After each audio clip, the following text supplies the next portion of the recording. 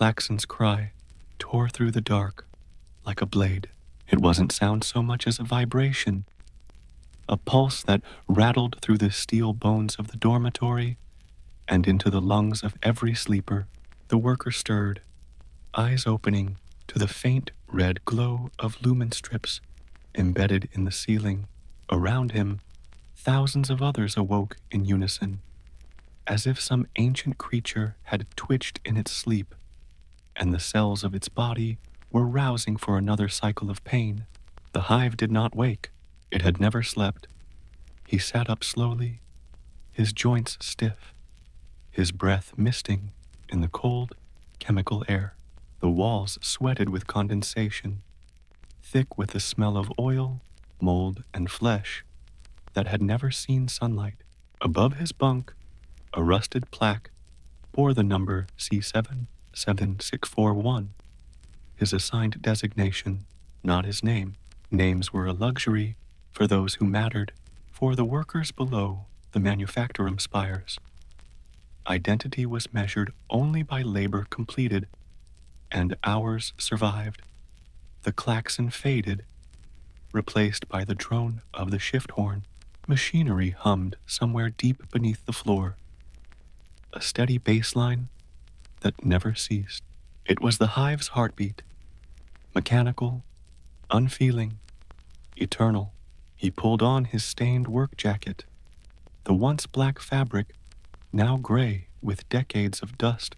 The imperial aquila was barely visible on the sleeve, its wings eroded to ghostly smears. He'd learned to touch it anyway, before every shift. 2 fingers pressed to the sigil in silent ritual.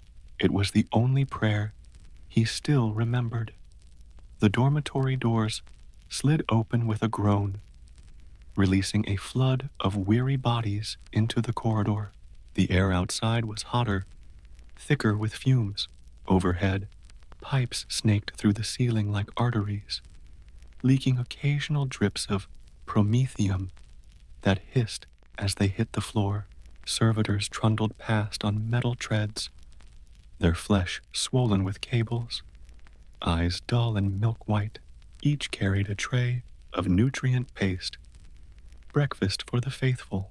He took his portion without complaint, a gray mass that tasted like salt and iron, scraped from the vat-grown stock that sustained billions. No one spoke. Voices were a risk. Overseers preferred silence. Only the sound of boots on steel grated through the corridor. As the workers formed ranks, the worker fell into line, his thoughts empty but heavy. In this place, memory was dangerous.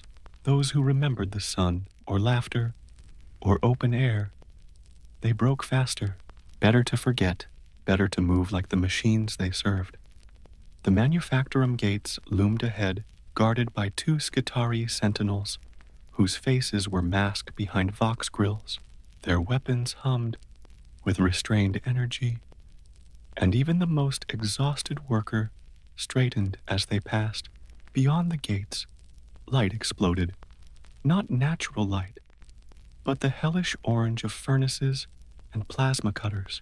The air was alive with sparks, with the roar of endless forges. Lines of laborers stretched into the haze, each assigned to a specific station, each movement timed to the second. He took his place beside conveyor track 22B. His task was simple: ensure the alignment of shell casings as they rolled past, 1 every 3 seconds, to be stamped, filled, and sealed for shipment to the Astra Militarum. Billions of rounds produced daily, billions of deaths ensured.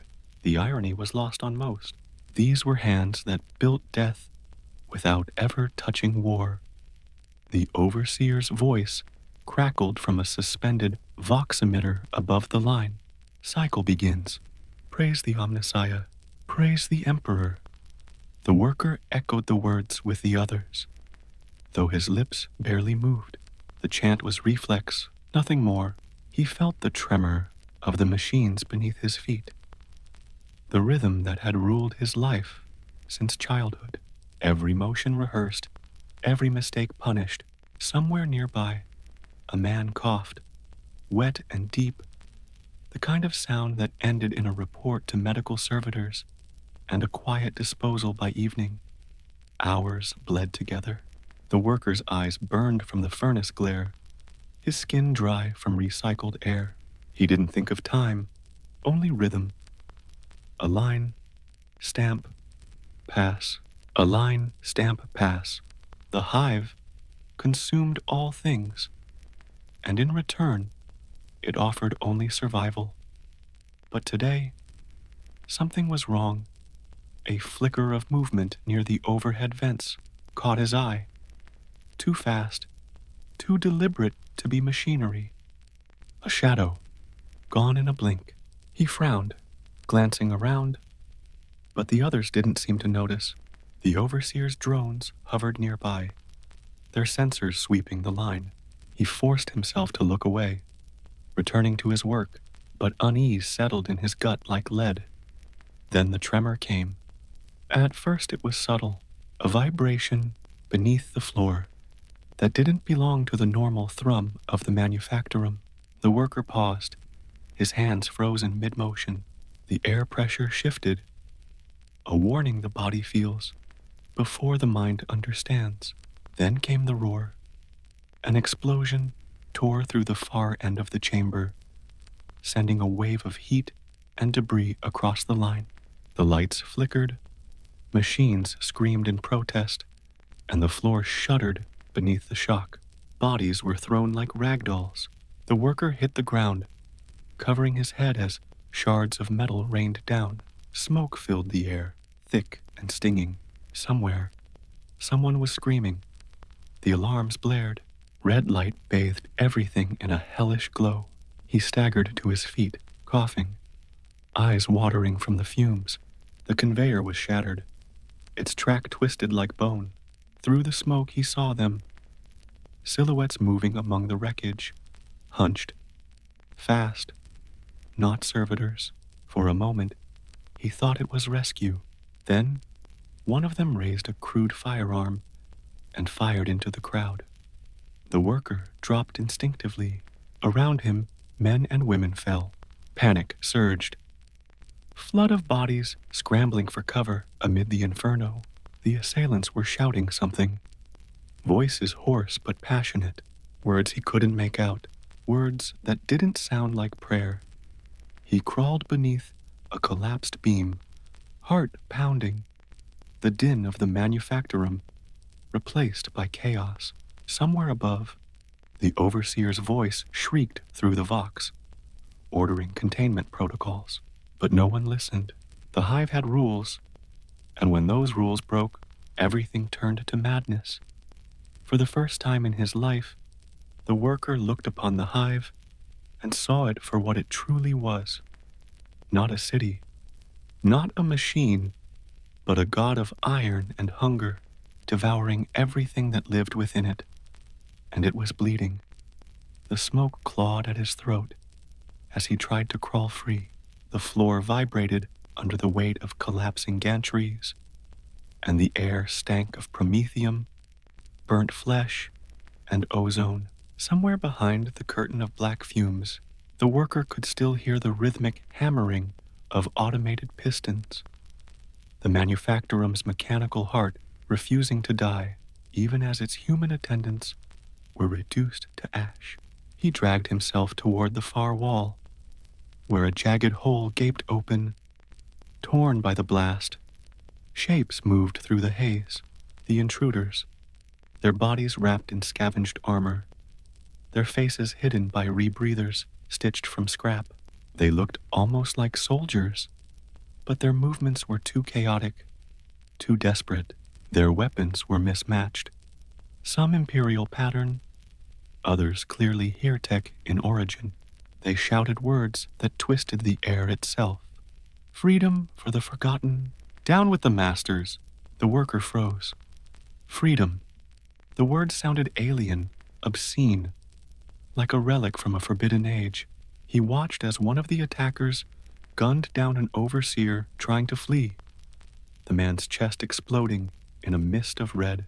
The rebels surged forward, hurling firebombs into the furnaces, laughter and fury blending with the screams. Instinct told him to hide, to wait for the Arbites, to let the Emperor's law restore order. But then he saw the others, workers like himself, joining the attackers. They tore off their numbered tags, howled like animals, and raised stolen tools as weapons.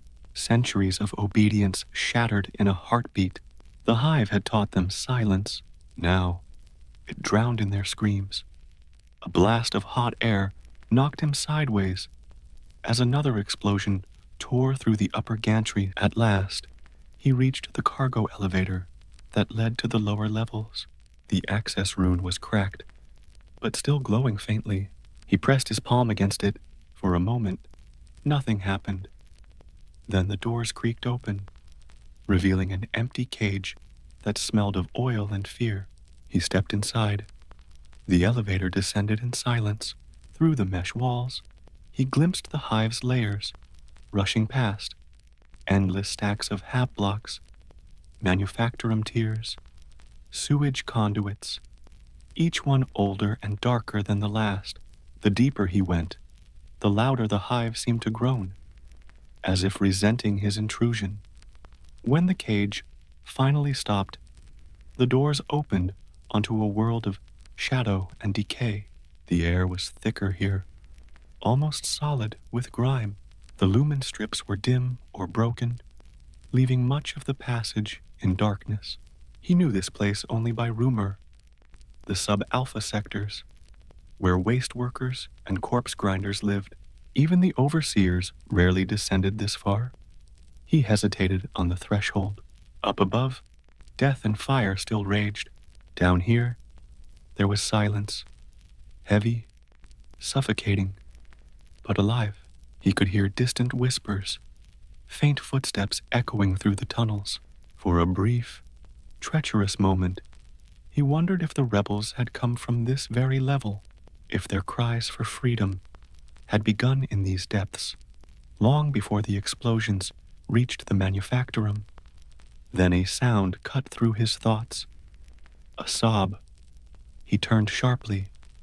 A woman was crouched against the wall, her coveralls scorched, her hands clasped around a small child. Both were coated in soot, eyes wide with terror. She flinched when he stepped closer, pressing the child tighter. "I'm not with them," he said quietly, raising his hands. His voice sounded strange to his own ears, rough, unused. She didn't answer, but after a long moment, she lowered her gaze. The child stared at him, silent, unblinking. He could see the thin outline of a rebreather mask hanging around the boy's neck, cracked, useless. No one survived long down here without filtration. He knelt beside them, unsure why. Maybe it was instinct. Maybe it was the faint echo of humanity the Hive hadn't yet crushed. He offered them the last of his nutrient paste. The woman hesitated, then took it with shaking hands. "The Emperor protects," he murmured. It was a lie he didn't believe, but it was the only comfort he had to give. Above, the distant thunder of explosions rolled again, faint but unending. The Hive was tearing itself apart. Somewhere beyond the choking layers of industry, the Arbites would be mobilizing. Purges would come, cleansing, order restored through fire. He looked into the dark tunnels stretching before him and realized there was no going back. The Hive above was dying, and whatever waited below would either kill him faster or show him why it all deserved to die. The machine groaned again, deep, resonant, like the exhalation of some slumbering god. And the lights flickered out. Only the sound of breathing remained. The dark was total. Not the kind of darkness that comes from a lack of light, but the living kind. Thick, suffocating, almost tactile. The worker could hear the woman's ragged breathing and the faint, terrified whimpers of the child. The hum of distant machinery still reached them, a constant reminder that the hive's heart never stopped, even when its people did. He fumbled in his pocket until his fingers brushed the small lumen charm issued to every laborer. A weak, thumb-sized light crystal, meant for emergency use only. He activated it with a soft click. A dim glow flickered to life, casting long, trembling shadows across the corridor.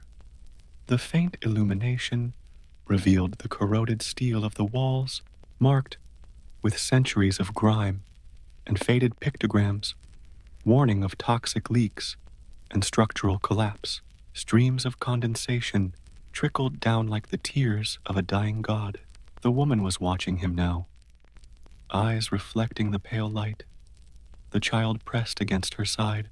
He could tell she hadn't spoken in hours, maybe days. People learned silence down here. It was safer that way. "Do you know a way out?" he asked. Though the question was meaningless, there was no out. In the hive, there was only down, deeper into the endless layers of metal and decay. She shook her head slowly, her mouth opening just enough to whisper.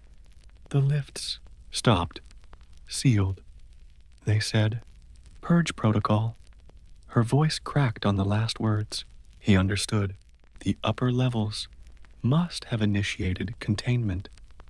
Lockdowns, controlled explosions, venting systems to burn away contamination. To the Imperium, this was procedure. To those below, it was extermination. He looked back toward the elevator shaft, its doors still open but dead. Power gone, no way up. He clenched his jaw. The hive didn't make mistakes. It corrected them, and right now, he, the woman, and her child were errors waiting to be erased.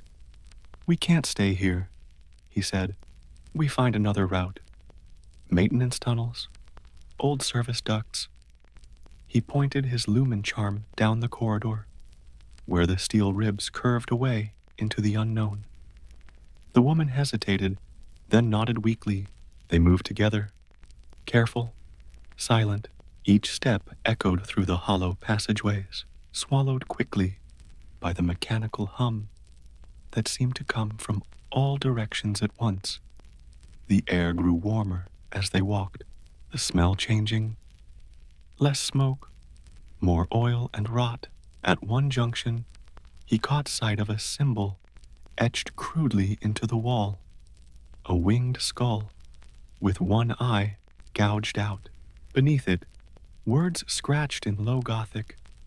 "The Emperor weeps beneath the rust." He froze, staring. It wasn't standard graffiti. The lettering was too careful, too deliberate, a mark of something organized. Maybe the rebels, maybe worse. The tunnels ahead forked into three. From the left passage came the faint sound of dripping water. From the right, a rhythmic clang, like metal striking metal at intervals. He hesitated, listening.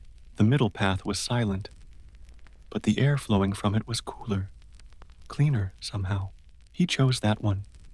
Instinct. They walked for what felt like hours, the lumen charm dimming as its charge bled away. The child had fallen asleep in his mother's arms, his small hand dangling limp. Occasionally, they passed the remains of old machinery, half-buried cogitator banks, disconnected servo arms still twitching as residual power coursed through them. Once, they came upon a servitor slumped against a wall, its torso fused to the metal by centuries of corrosion. Its eyes glowed faintly, still alive in some mechanical sense. Its vox grill cycling a looped fragment of speech. Production quota, 99% efficiency. Praise the... Before static consumed the rest. The woman clutched her child and whispered, "What is that?" He stared into the shadows, feeling the vibration crawl through the floor beneath his feet. It was not a malfunction. It was too steady, too alive. I don't know, he said, but it's getting closer. The sound came again, a deep, resonant pounding that echoed through the corridor, like the heartbeat of some colossal beast buried beneath the hive's foundations. Each strike sent faint tremors through the metal floor, dislodging flecks of rust from the walls. The woman's hand tightened around her child, and even the air seemed to recoil, thick with the sense of something immense stirring just beyond sight. The worker raised his failing lumen charm, but its glow had dimmed to a pale, dying ember. The shadows around them moved like breathing lungs. He took a slow step forward, the pipe still slick in his grip. The pounding stopped. In its absence, the silence was worse, vast and expectant. He could hear his own pulse thudding in his ears, the soft whimper of the child muffled against his mother's chest. Then, faintly, came a new sound, the hiss of pneumatics and the soft hum of machinery, rhythmic and deliberate. It was a familiar tone, the kind every worker instinctively recognized. The gait of a patrol unit. He froze. The woman met his gaze, eyes wide. Arbeits? She mouthed. He wanted to believe that. He wanted to believe salvation had found them, but the sound was wrong, too uneven, too heavy. When the source finally emerged from the dark, the truth hit him like a physical blow. It wasn't the Adeptus Arbeits. It wasn't even human. A mechanized figure lurched into the light, massive, insectile, its frame cobbled together from fragments of servitor and mining drone. Hydraulic limbs hissed as it moved, dragging a multi-jointed claw that scraped the floor in a shower of sparks. Where a human face should have been was a tangle of cables and vox grills, cycling a distorted murmur that sounded almost like prayer. A glory to the machine. Service is salvation. Obey. Obey. The worker felt his throat tighten. He had heard of such things whispered about in the dormitories. Abandoned constructs left behind by forgotten mechanicus cults, reactivated by the hive's shifting power conduits. Ghosts of labor, they were called. Machines that no longer knew they were obsolete. The creature halted, its red ocular lens sweeping across the bay. The beam passed over them, pausing for a fraction of a second, then locking on. The hum deepened, and a cluster of servo arms unfolded from its spine, each tipped with a different tool. Saw, cutter, injector. The worker barely had time to react before it moved. Run, he hissed. The woman didn't need telling twice. She clutched her child and sprinted toward the far corridor as the machine surged forward with terrifying speed. The worker swung the pipe, striking the claw as it came down, a blow that jarred his bones but barely slowed it. The claw smashed into the floor where he'd stood, gouging a deep crater in the steel. He stumbled backward, barely keeping his balance. The creature's vox grill emitted a burst of static that resolved into fractured speech. Non-compliance detected. Reassignment required. Its saw arm whirred to life. He turned and ran, the pounding of his boots merging with the metallic thunder behind him. Steam hissed from ruptured vents, turning the tunnel into a choking fog. The woman was ahead, her figure a shadow through the haze. He could hear the child crying, high-pitched and terrified. The machine tore through the bay, unstoppable, sparks raining from its limbs as it smashed aside debris.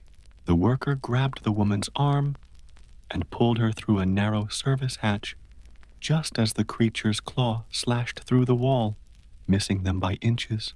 They tumbled down a maintenance shaft, sliding through grime and cables until they hit the floor below in a painful heap.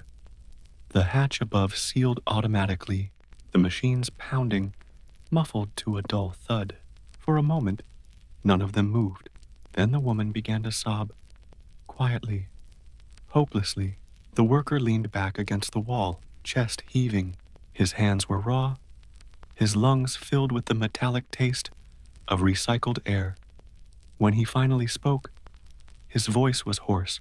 That thing, it was supposed to be decommissioned. They left it down here. She nodded weakly, wiping her eyes. The hive forgets nothing, she whispered. It just buries what it no longer wants to see. He looked around. They had fallen into another tunnel. Narrower, older, thick cables hung like vines from the ceiling. Dripping condensation, the air was damp, but breathable. Strange glyphs had been carved into the walls, symbols that looked almost religious, though not of the ecclesiarchy. Some resembled cogs, others, stylized eyes. The worker ran his hand across one of them, feeling the grooves etched deep into the metal. What is this place? He muttered. Old shrine, the woman said quietly. Tech priests used to come here, before the wars, before they sealed the lower levels. He looked closer. Among the rust and grime, offerings still remained. Half-melted candles, small metallic charms, even human teeth threaded onto wire. The symbols pulsed faintly under the lumen's dying light, as if absorbing what little power it emitted. A low hum filled the air, distinct from the mechanical drone of the hive. It had a rhythm, almost a melody. Then he noticed something else, a faint glow emanating from deeper within the tunnel. Not lumen light, something purer, whiter, alive. It flickered like distant lightning. The woman saw it too. We should go back, she whispered. He hesitated. Every instinct told him to agree, to climb back toward the manufactorum, to seek the Arbites, to return to the known, however cruel it might be. But something in that light pulled at him, a compulsion beyond reason. It wasn't curiosity, it was recognition, as if something buried in his blood had waited for this moment all along. I need to see, he said softly. The woman shook her head, clutching her child. Please, whatever's down here, it's not meant for us. He met her eyes. Nothing up there is either. For a long moment, she stared at him, then slowly rose. Then may the Emperor forgive us both. Together, they began walking toward the light. The tunnel seemed to breathe around them, its walls pulsing faintly in time with the distant hum. The glow grew brighter with each step, until the shadows peeled away, and the path opened into a vast chamber that stretched beyond sight. And there, at its center, half buried in rust and machinery, something impossibly ancient stirred. A relic of the past so immense that its presence silenced even the hive itself. The worker stopped, heart hammering, staring up at it in awe. The glow reflected in his eyes like dawn, seen through smoke. He didn't yet understand what he was looking at, only that nothing in his life, or the hive's endless history, would ever be the same again. The air inside the chamber was unlike anything the worker had ever breathed before. It was warm, not the stifling heat of industry, but something alive, pulsing faintly, like the breath of a slumbering god. The hum that had lured him here deepened into a chorus, subtle at first, then resonant enough to make the metal floor vibrate beneath his boots. For a long time, he simply stood there, unable to move or speak. The light that filled the space was not the harsh fluorescence of the hive, but a soft radiance that seemed to have no single source.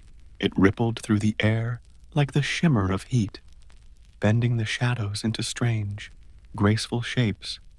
At the center of the chamber lay the thing that generated it, a colossal form, neither wholly machine nor wholly relic. It was shaped like a humanoid, but only in the loosest sense. Its armor was thick with corrosion, pitted and scabbed with centuries of neglect. Yet even beneath the decay, its design was unmistakable, imperial, a war construct. Its frame bore the markings of the Mechanicus, cog symbols etched in gold, fragments of binary script running along the plating in uneven grooves. And yet, it was unlike any pattern the worker had ever seen in his labor manuals or the murals above the manufactorum gates. This thing was older, cruder, holier. The woman stood behind him, clutching her child so tightly her knuckles were white. "Emperor, preserve us," she whispered, her voice trembling. "That's a Titan." He turned sharply. "No, it can't be. Titans don't come this far down. Therefore the wars above, the crusades, the—" But even as he said it, he knew she was right. The immense limbs, the cathedral-like armor, the cockpit shrine embedded in its chest. It could be nothing else. A god machine, buried in the depths of the Hive, like a fossil of forgotten glory. He took a hesitant step forward. The floor creaked underfoot, sending echoes spiraling up into the vaulted dark. The Titan's surface was layered with dust, thick as ash.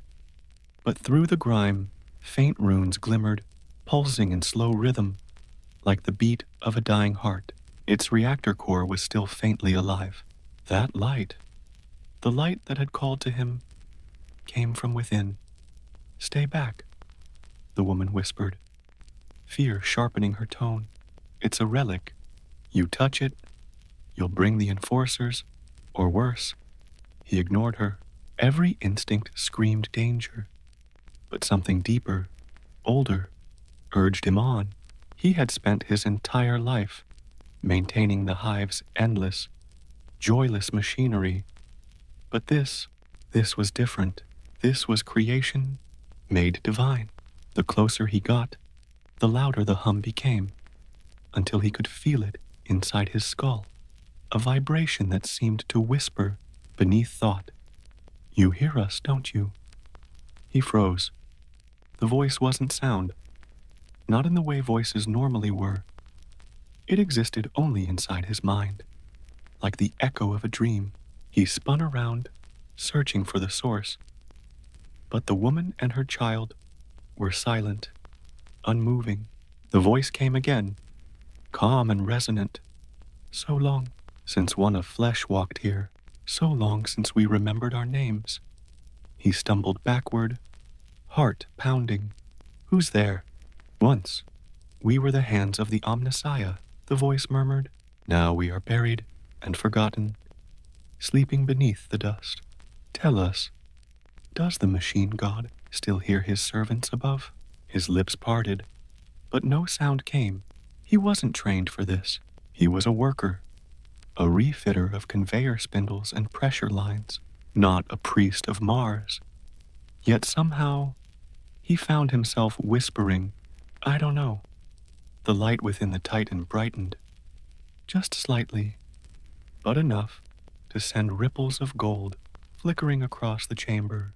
The hum deepened, and with it came the faint stir of air, like an intake of breath.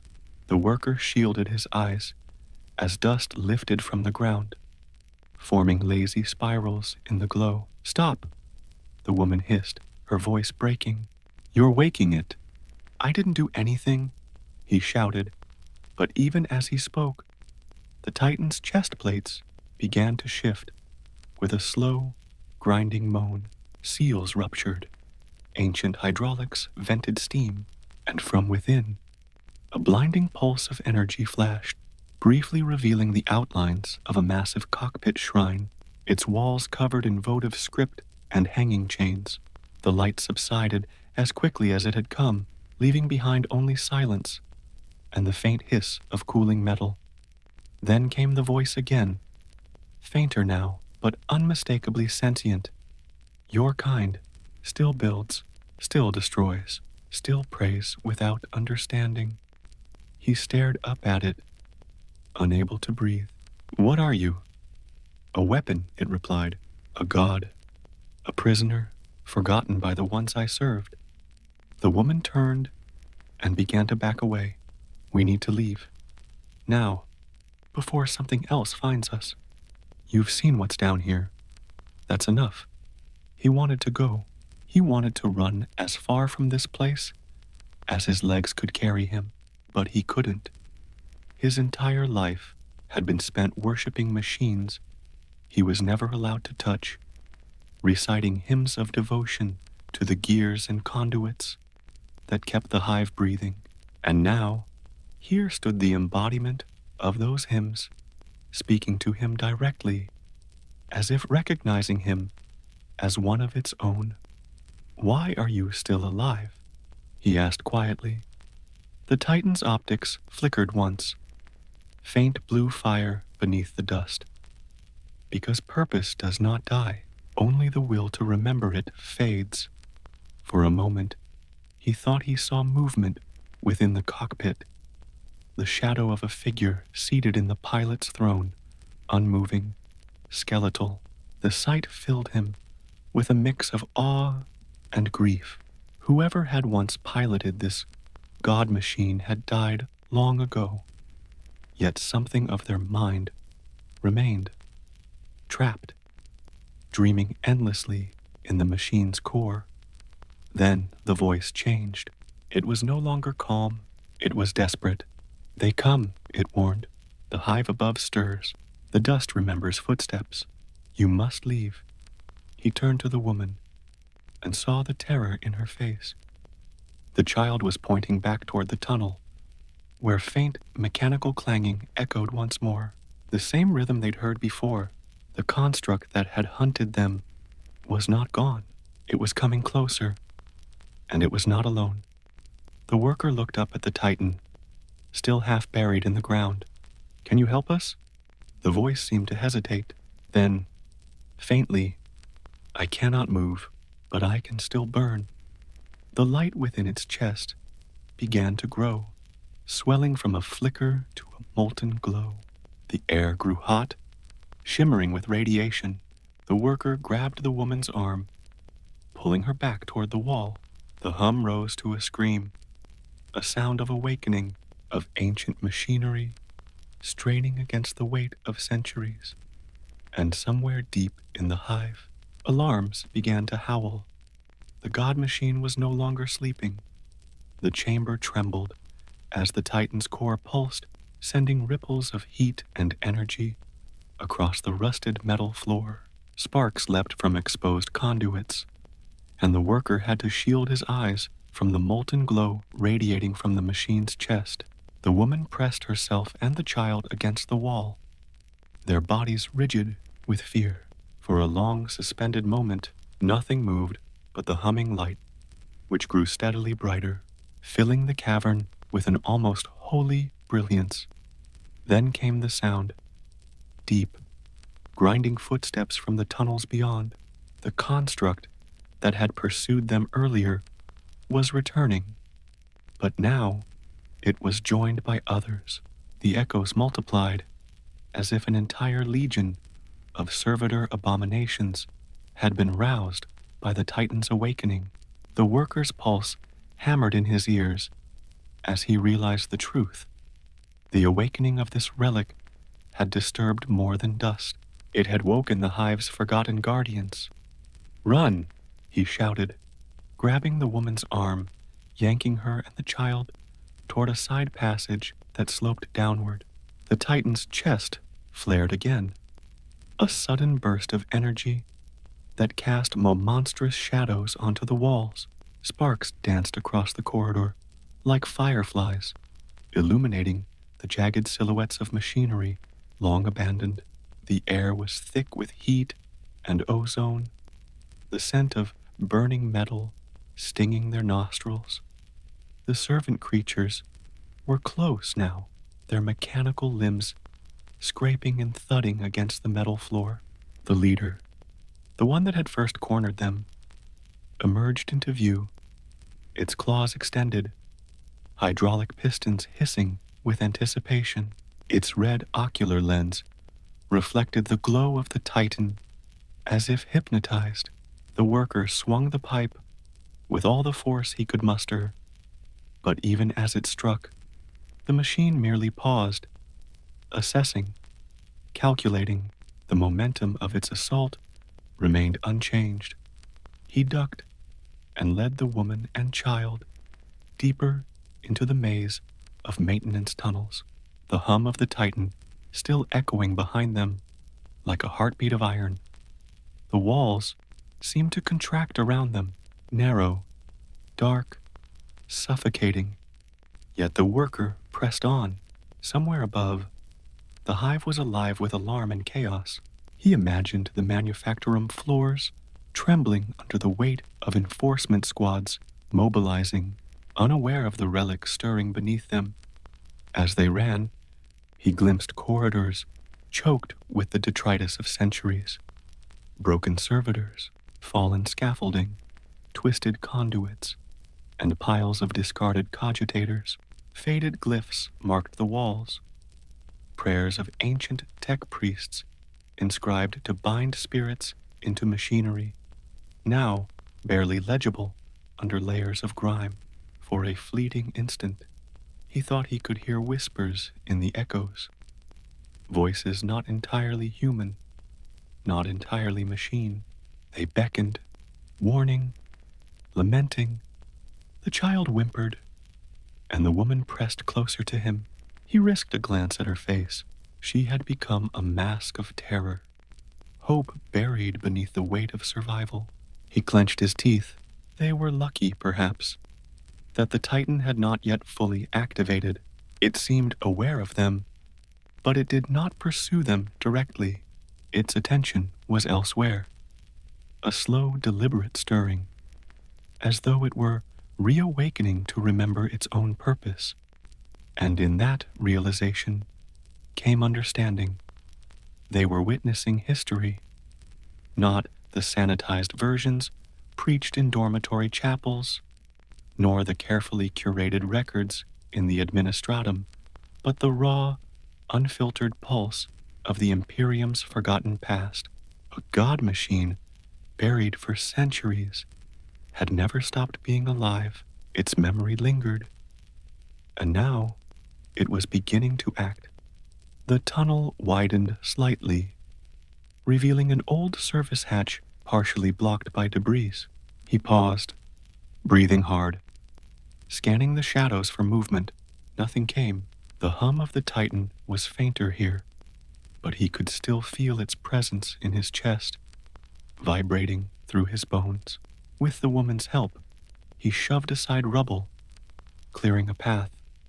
They stumbled through the hatch into a larger maintenance chamber, the space lit faintly by the Titan's glow, filtering through cracks above. The floor was slick with oil, the air warm and heavy. Here, relics of the hive's history lay scattered. Dismantled servitors, rusted weapons, broken data slates. The worker's mind raced as he pieced together what this chamber might have been: a secondary power node, an auxiliary control bay, perhaps even a sanctuary for the Titan when it was first decommissioned. The echoes of footsteps drew near again. The mechanical pursuers had not abandoned their hunt. The worker motioned for the woman to hide behind a collapsed console. He positioned himself near the hatch, pipe ready, senses straining. His heart pounded in tandem with the Titan's rhythm, a dissonant duet of fear and awe. From the shadows, the lead servitor emerged first, followed by smaller, more fragmented constructs. They moved like a swarm, limbs extended, claws and tools ready. Their movements were coordinated, intelligent in a way that betrayed their long abandonment from the upper hive. Yet even as they approached, the worker felt something else, the faint pressure of the Titan's presence behind them. The hum had grown sharper, louder, almost commanding. It was as if the god machine was communicating, or at least influencing the swarm, guiding it with the authority of ancient memory. He struck the nearest servitor with his pipe, the clang of metal on metal echoing violently through the chamber. Sparks erupted as circuits shorted. But the rest did not pause. Instinct drove him to move again, leading the woman and child deeper into the bay. Each step was a gamble. Each breath could be their last. Then, from above, a low rumble began, far deeper than any machinery could produce.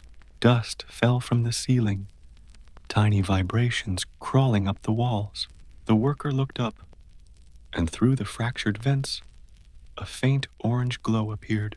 The upper hive had mobilized.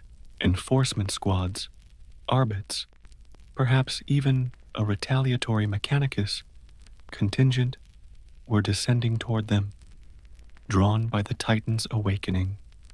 The worker's pulse hammered in his ears as he realized the truth. The awakening of this relic had disturbed more than dust. It had woken the hive's forgotten guardians. "Run!" he shouted, grabbing the woman's arm, yanking her and the child toward a side passage that sloped downward. The Titan's chest flared again, a sudden burst of energy that cast monstrous shadows onto the walls. Sparks danced across the corridor like fireflies, illuminating the jagged silhouettes of machinery long abandoned. The air was thick with heat and ozone, the scent of burning metal stinging their nostrils. The servant creatures were close now, their mechanical limbs scraping and thudding against the metal floor. The leader, the one that had first cornered them, emerged into view, its claws extended, hydraulic pistons hissing with anticipation. Its red ocular lens reflected the glow of the Titan. As if hypnotized, the worker swung the pipe with all the force he could muster, but even as it struck, the machine merely paused, assessing, calculating. The momentum of its assault remained unchanged. He ducked and led the woman and child deeper into the maze of maintenance tunnels, the hum of the Titan still echoing behind them like a heartbeat of iron. The walls seemed to contract around them, narrow, dark, suffocating. Yet the worker pressed on. Somewhere above, the hive was alive with alarm and chaos. He imagined the manufactorum floors trembling under the weight of enforcement squads mobilizing, unaware of the relic stirring beneath them. As they ran, he glimpsed corridors choked with the detritus of centuries, broken servitors, fallen scaffolding, twisted conduits, and piles of discarded cogitators. Faded glyphs marked the walls, prayers of ancient tech priests inscribed to bind spirits into machinery, now barely legible under layers of grime. For a fleeting instant, he thought he could hear whispers in the echoes, voices not entirely human, not entirely machine. They beckoned, warning, lamenting. The child whimpered, and the woman pressed closer to him. He risked a glance at her face. She had become a mask of terror, hope buried beneath the weight of survival. He clenched his teeth. They were lucky, perhaps, that the Titan had not yet fully activated. It seemed aware of them, but it did not pursue them directly. Its attention was elsewhere, a slow, deliberate stirring, as though it were reawakening to remember its own purpose. And in that realization came understanding. They were witnessing history, not the sanitized versions preached in dormitory chapels, nor the carefully curated records in the administratum, but the raw, unfiltered pulse of the Imperium's forgotten past. A god machine buried for centuries had never stopped being alive. Its memory lingered, and now it was beginning to act. The tunnel widened slightly, revealing an old service hatch partially blocked by debris. He paused, breathing hard, scanning the shadows for movement. Nothing came. The hum of the Titan was fainter here, but he could still feel its presence in his chest, vibrating through his bones. With the woman's help, he shoved aside rubble, clearing a path. They stumbled through the hatch into a larger maintenance chamber, the space lit faintly by the Titan's glow filtering through cracks above. The floor was slick with oil, the air warm and heavy. Here, relics of the Hive's history lay scattered. Dismantled servitors, rusted weapons, broken data slates. The worker's mind raced as he pieced together what this chamber might have been. A secondary power node, an auxiliary control bay, perhaps even a sanctuary for the Titan when it was first decommissioned. The echoes of footsteps drew near again. The mechanical pursuers had not abandoned their hunt. The worker motioned for the woman to hide behind a collapsed console. He positioned himself near the hatch, pipe ready, senses straining. His heart pounded in tandem with the Titan's rhythm, a dissonant duet of fear and awe. From the shadows, the lead servitor emerged first, followed by smaller, more fragmented constructs. They moved like a swarm, limbs extended, claws and tools ready. Their movements were coordinated, intelligent in a way that betrayed their long abandonment from the upper hive. Yet even as they approached, the worker felt something else. The faint pressure of the Titan's presence behind them. The hum had grown sharper, louder, almost commanding.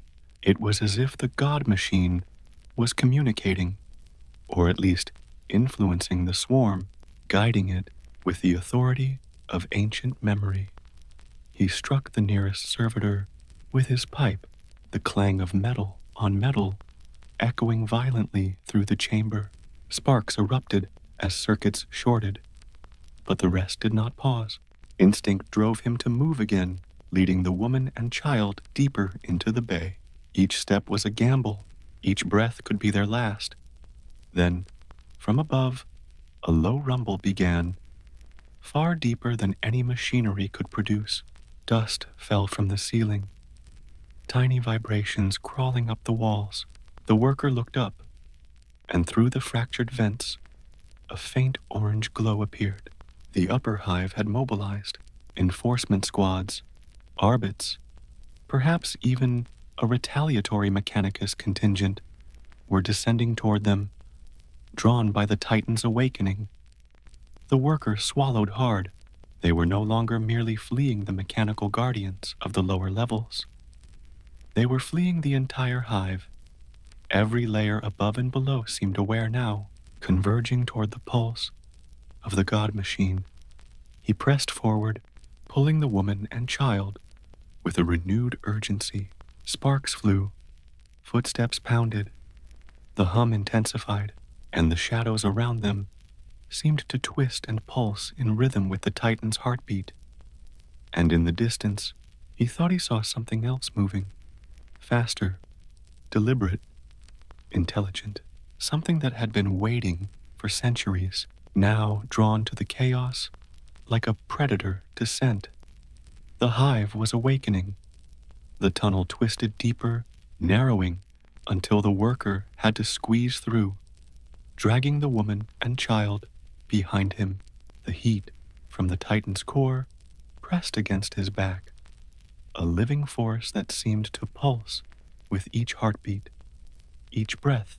Sparks from damaged conduits sizzled on the walls, leaving streaks of molten metal that cooled into jagged scars. The mechanical hunters were still behind, their relentless pursuit, a chorus of grinding hydraulics and metallic clattering that echoed through the corridors like war drums. Every instinct screamed for him to turn back, to flee toward the upper levels of the hive, to find safety in numbers, or to hope that the enforcers would clear a path. But he knew the hive too well. Safety did not exist above.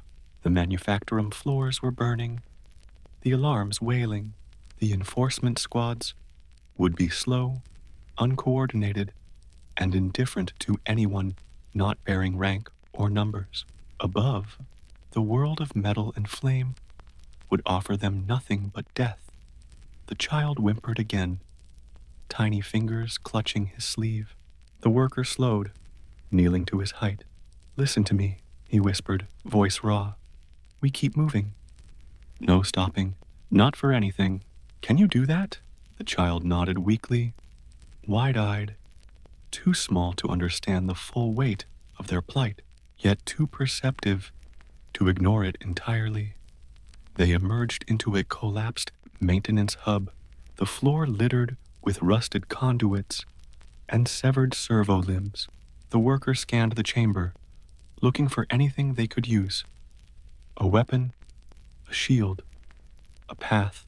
His eyes caught a glint near the far wall. A half-buried plasma cutter, its coil still faintly charged. He pried it loose, testing its weight.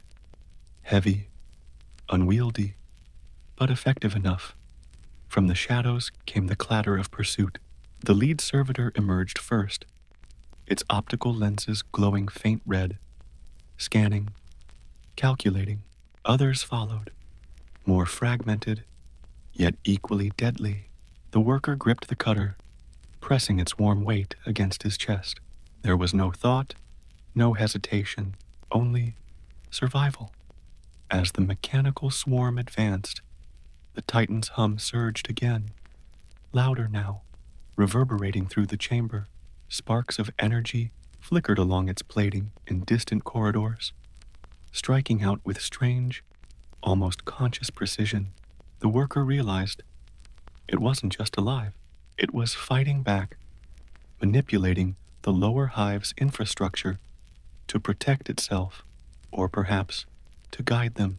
The very machine that had once been buried for centuries was now a guardian, or a warning, and he couldn't tell which. He swung the plasma cutter, cutting through a servitor's claw mid-lunge. Sparks flew. The machine shrieked, and he ducked beneath another strike, swinging again. The woman pressed herself into the wall, holding the child, both too frightened to intervene. His mind was empty, except for rhythm. Strike, duck, strike, move. The cavern itself seemed to pulse with energy, almost in time with his actions, as if the very walls were alive and conscious of their flight. And then the rumble came from above. Faint at first, then growing, resonant, mechanical, and yet organic in its cadence. Something massive was moving in the upper hive. Enforcement squads, perhaps, but also the telltale stomps of war machines, mobilized too late to respond to the manufactorum's collapse. The workers' chest tightened. They were no longer just running from the servants of the Titan. They were running from the entire hive, from an ecosystem of metal and fire that had existed for centuries, its fury now focused and aware.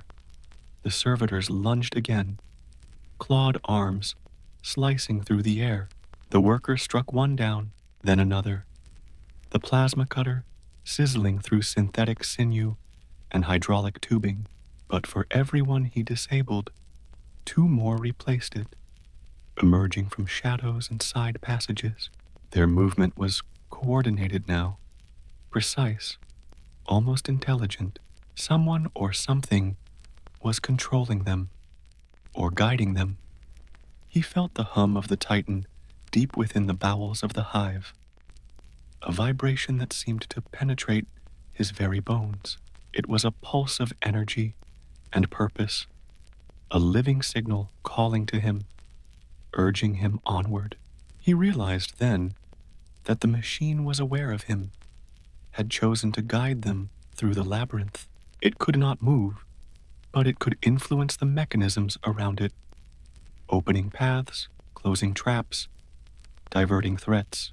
They were being shepherded by a god whose mind had been buried for centuries. The chamber narrowed further. Debris blocked the main path, forcing them into a cramped service shaft. The servitors followed, but the Titan's influence seemed to delay them, slowing their advance, keeping them just behind, enough that the worker could lead the woman and child safely through. Every step was agony, every breath a struggle against heat and fear, yet he pressed on, driven by instinct, faith, and the faintest glimmer of hope. At last, the tunnel began to slope downward, deeper into the Hive's forgotten bowels. The Titan's glow, filtered through cracks and vents, cast faint illumination along the walls, showing reliefs of forgotten tech priest rites, ancient prayers etched in binary and glyphs alike. The worker realized these corridors had not been used in generations. No laborer, no enforcer, no Arbeit squad had passed this way in centuries. They were entering a world forgotten by men, but remembered by the machine. And in that darkness, he felt a strange clarity. The Hive above could not touch them here. The servitors pursued, yes, but they were limited. The Titan's guidance was real, tangible. Somehow, they had been chosen, not to survive, perhaps, but to witness. He glanced at the woman and child. Their eyes were wide, reflecting the faint glow. Fear was written on every line of their faces, but he saw something else too. Wonder, awe, recognition.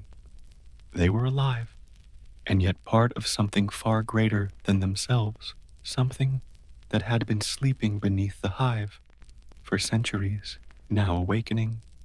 The worker tightened his grip on the plasma cutter. Ahead, the tunnels twisted further, shadows deeper. But he knew one thing with absolute certainty. Whatever waited in the darkness was old, powerful, and awake, and they were moving straight into it. The tunnels opened into a vast chamber, wider than any maintenance bay the worker had ever seen. The ceiling arched high into darkness, lined with broken conduits and dangling chains that swayed with the tremors of distant machinery. The faint orange glow of the Titan's core filtered down from above, painting the walls with flickering patterns of light and shadow. The workers pressed the woman and child close, his body rigid, senses stretched to their limits. Every instinct screamed caution, but something deeper, an undeniable pull, drew him forward. The servitors pursued them relentlessly, their hydraulic limbs screeching, sparks flying from exposed wiring as they clawed over debris and collapsed girders.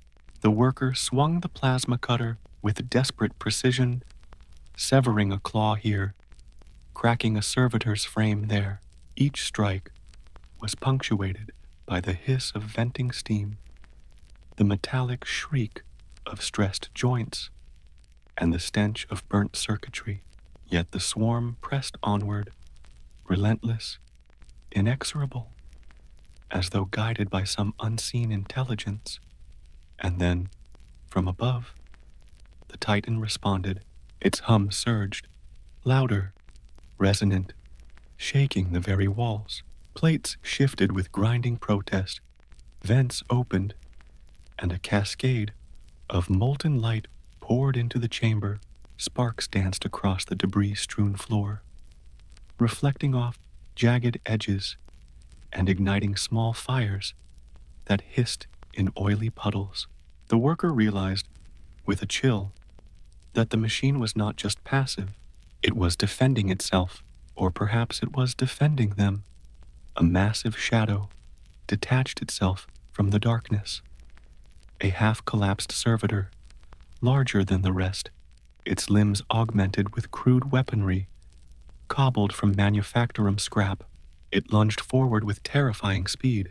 The worker pivoted, striking with the plasma cutter, but the force of its strike knocked him sideways, scraping his back against the wall. Pain lanced through his shoulder, but there was no time to register it. He hauled himself upright, pulling the woman and child toward a narrower passage at the chamber's far end. The glow of the Titan was almost blinding now. It pulsed with energy, each flicker synchronized with the mechanical heartbeat of the hive itself. Dust rose in turbulent spirals, curling in patterns that seemed deliberate, as if some unseen hand were sculpting the air itself. The worker realized that the Titan's influence extended beyond its immediate location. The entire lower hive seemed to respond to it, shutters locking, pathways clearing, minor automata malfunctioning in ways that created obstacles for their pursuers. "Follow me," he shouted, voice raw, echoing against the chamber walls. The woman clutched her child tighter, stumbling over the uneven floor. They navigated through the wreckage, ducking beneath hanging chains and vaulting over pools of steaming water. Behind them, the servitors continued their pursuit, now reduced in coordination as the Titan's influence disrupted their circuits. Sparks flew as limbs collided with rubble, servos misfiring, gears grinding to a halt. Through the chaos, the worker glimpsed something at the chamber's center, a massive data crystal embedded in the Titan's chest cavity, faintly pulsing.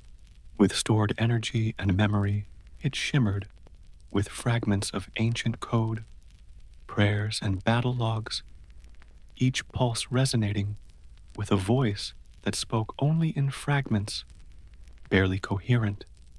Purpose, remember, obey, protect. The worker's stomach churned.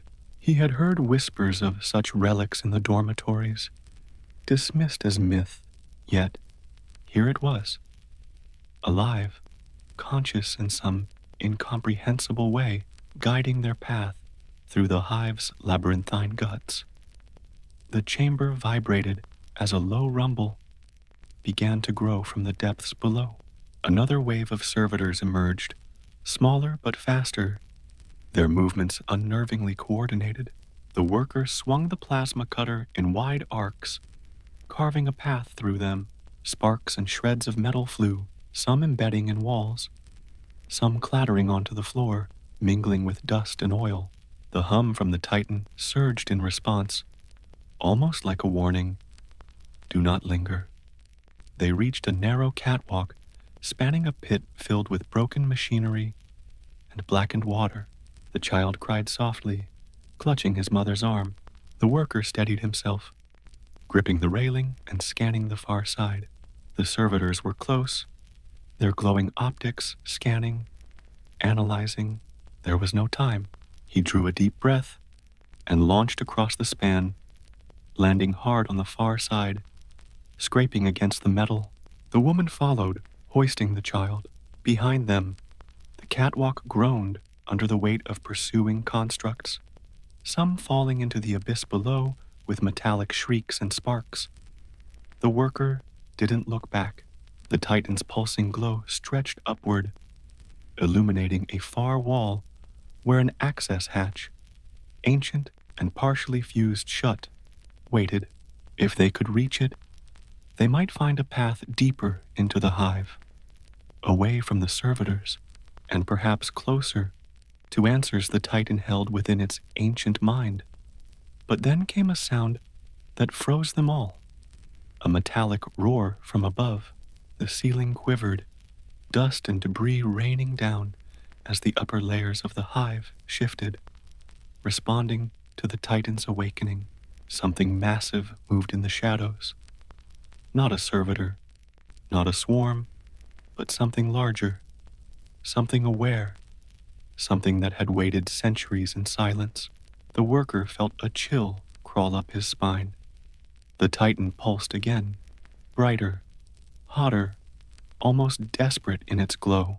It was alive in a way that transcended metal and machine, a god machine of forgotten wars, ancient as the Hive itself. Now, roused from its centuries-long slumber, the worker swallowed hard, gripping the plasma cutter, his body trembling. He looked at the woman and child, at the narrow passage ahead, and understood one thing with terrifying clarity. There was no turning back. They were part of this now. They were witnesses, survivors, if fate allowed, of a power beyond comprehension. And somewhere in the distant tunnels, the Hive began to respond. Alarms, distant shouts, and the steady rhythm of mechanical pursuit merged into a cacophony that echoed like a prelude to war. The shadows seemed to twist, alive with intent, and the Titan, buried and forgotten for centuries, burned with a light that promised both salvation and annihilation. The worker led them forward, one step at a time, into the heart of the unknown. The chamber ahead stretched beyond comprehension, an endless cavern of steel and shadow, lit only by the Titan's molten glow and the flickering sparks of their pursuers. The worker led the woman and child carefully, every step measured, every breath stolen. The air was thick with heat, ozone, and the faint tang of burned circuitry. The hum from the Titan pulsed in rhythm with the Hive itself, vibrating through walls, floor, and ceiling, until it felt as if the entire structure were alive and watching. Behind them, the servitors had regrouped, their movements sharper, more precise. They pressed forward with relentless calculation, hydraulic limbs moving in perfect synchrony. The worker swung the plasma cutter, severing a clawed limb from one of the smaller constructs. Sparks rained down, sizzling in the oily puddles on the floor. Another servitor lunged, slamming into the wall, its circuits frying from residual energy spilling from the Titan's awakening pulse. Yet for every machine destroyed, another seemed to take its place, as if the Hive itself were feeding them into the hunt. Ahead, the far wall revealed a massive lattice of conduits and access hatches, ancient infrastructure, long sealed by the Mechanicus. The worker realized this was their only escape, a route that might carry them deeper, but also closer to the heart of the Titan's domain. He motioned to the woman. "We go now. Stay close." She nodded, clutching the child tightly, eyes wide with fear and awe. As they advanced, the Titan's hum shifted, a rising pitch that seemed almost like a voice, calling to something in the depths. The walls themselves responded, small servos in the ceiling and floor activated, some falling into disrepair, others moving in strange, deliberate patterns that created temporary barriers for the pursuing servitors. The worker realized they were being shepherded, guided through the labyrinth by the Titan.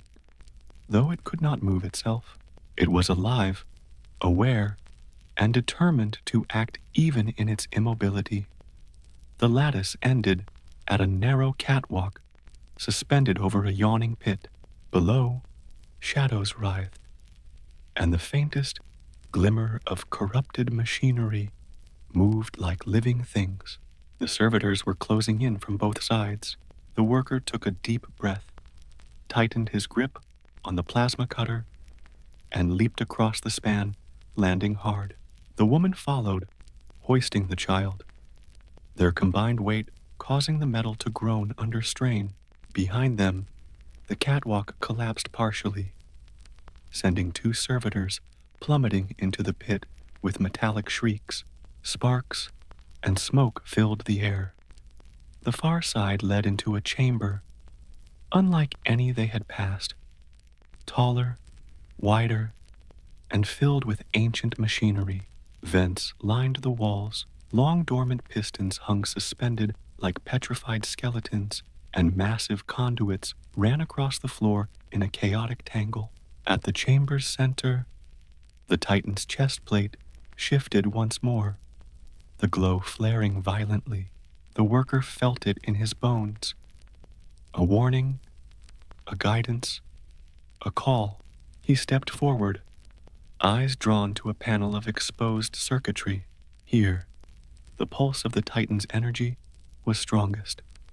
The servitors struck again. The worker swung the plasma cutter with controlled desperation, cutting through a clawed arm and sending another tumbling backward. Sparks flew as hydraulic fluid hissed, and the remaining pursuers hesitated, their circuits disrupted by the Titan's pulsing energy. For a moment, silence reigned, punctuated only by the hiss of cooling metal. Then the Titan's chest plate lifted slightly, revealing an ancient cockpit shrine. Chains swayed from the roof of the interior, and votive inscriptions glimmered faintly, as if absorbing the Titan's light. He glimpsed the skeletal remains of its pilot, long dead, yet somehow preserved within the machine's systems. The worker understood in a flash. The Titan's mind was not gone. It lingered, fragmented and slumbering, but aware. And now, they had roused it. A sudden quake ran through the chamber, knocking him off balance. Dust and debris fell from above. The servitors staggered in response, as if reacting to an unseen force. The worker realized that the Titan's influence extended beyond the immediate chamber. Pipes rattled, conduits sparked, and small machinery lurched to life, striking down the pursuers in precise, almost surgical strikes. The Hive itself was awakening with them, responding to the pulse of this god machine. He helped the woman and child forward toward an access hatch at the far wall. It was narrow, ancient, barely functional, yet it promised deeper safety. As they approached, the humming grew deafening, the chamber vibrating in resonance with the Titan's energy. Sparks flew from the walls and floor, forming a path, a guide through the chaos. Then, the servant swarm surged one final time. The lead servitor, larger and more intact than the rest, lunged at the worker, claws extended, optics glowing red-hot. He swung the plasma cutter, connecting with the limb, but the force of the strike sent him sprawling. The servitor toppled backward into the energy field the Titan emitted. Its circuits overloaded instantly, exploding in a shower of sparks and flame. The remaining servitors froze, then scattered as the Titan's pulse swept through the chamber like a wave of divine energy. The worker pulled the woman and child through the hatch. The narrow passage swallowed them, the metallic roar of the Titan receding behind. For the first time in hours, he allowed himself a shallow breath. They were alive. The servitors were behind, broken or disrupted, and the Titan, half buried, pulsed in its chamber like a heartbeat in the dark. But there was no triumph, only the realization that the Hive itself was aware now that the awakening of this ancient god machine had changed everything. The lower levels would not forgive intruders, and above, the manufactorum and the enforcers would respond, slow but inevitable. Survival was no longer a matter of hiding. It was a matter of understanding the force they had stirred, and the legacy of power buried beneath centuries of metal, dust, and forgotten prayers. The worker held the child closer, guiding the woman through the narrow, twisting corridor. Each step carried them further from the chamber, but also deeper into the Hive's labyrinth, into unknown territory where the Titan's influence would continue to shape the path. Every pulse, every spark, every whisper of the God machine left an imprint, a warning, a guide, and perhaps a prophecy. And far below, in the endless heart of the hive, the Titan pulsed with memory, power, and will, waiting for the moment when the hive would truly awaken. The tunnels twisted deeper, narrower now, forcing the worker to duck beneath low-hanging conduits and maneuver around pools of stagnant water slicked with oil. The hum of the Titan behind them had softened, but its pulse was still palpable, vibrating through the walls, floor, and even the worker's bones. Every step reminded him that the God machine's influence extended far beyond its physical shell, a presence as alive and commanding as any human captain, yet older, colder, and infinitely patient. The woman clutched her child to her chest, eyes wide and unblinking, as if the shadows themselves might reach out and snatch them. She whispered prayers under her breath, half-remembered liturgies, and fragments of the Emperor's name, but the words seemed fragile against the oppressive weight of the hive. The worker's heart ached at her fear. He wanted to offer comfort, to assure her that they could survive this, but the reality pressed too heavily against him. Every sound, every echo, every distant metallic clatter was a warning. The hive itself had shifted. Their flight was no longer simply from pursuers. It was from the awareness of the place they had disturbed. Their path opened into a service atrium, long abandoned, its walls blackened by centuries of neglect. Faded imperial aquila hung in relief above rusted conduits, their features worn and chipped. The floor was littered with fragments of machinery, severed servitor limbs, discarded tools, broken cogitators, and pools of oil reflecting the dim glow from the cracks above. The workers' boots clanked against the debris, the sound deafening in the hollow silence. For a moment, he thought he could hear whispers, half-formed words carried on the shifting currents of air, perhaps the residual echoes of the Titan's influence or the lingering memories of the hive itself. "This way," he whispered, guiding the woman toward a narrow access corridor. She followed without question, the child's small hands clutching at her robes. Every instinct screamed caution. Every fiber of their being was alert. He could feel the walls closing in, the oppressive presence of the hive pressing from every direction. From behind, a faint scraping noise grew louder. The worker froze, ears straining. Not the servitors. Something different, deliberate, heavy, calculated. A step in the darkness, then another, each echoing with precision. His pulse quickened. Whatever it was, it moved like a predator. He signaled for the woman to stay low. The child whimpered, but he clamped a hand over the small mouth, silencing the sound. Then, from the shadows, it emerged, larger than any servitor, yet unmistakably humanoid in silhouette. Its limbs were reinforced with rusted plating, scraps of cable, and hydraulic tubing trailing like tendrils.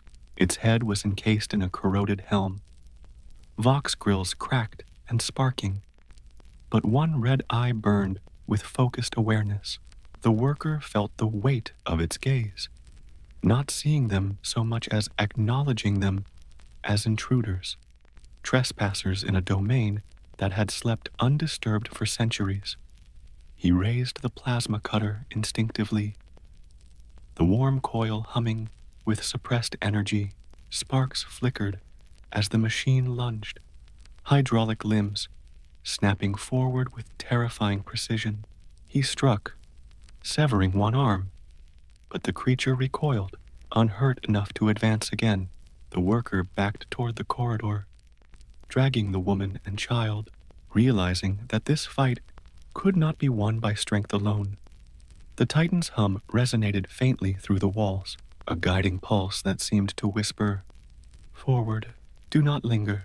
Its presence steadied him, an anchor in the suffocating darkness. He felt the rhythm of the god machine align with his own heartbeats, each pulse urging them onward, even as the humanoid construct pressed from behind.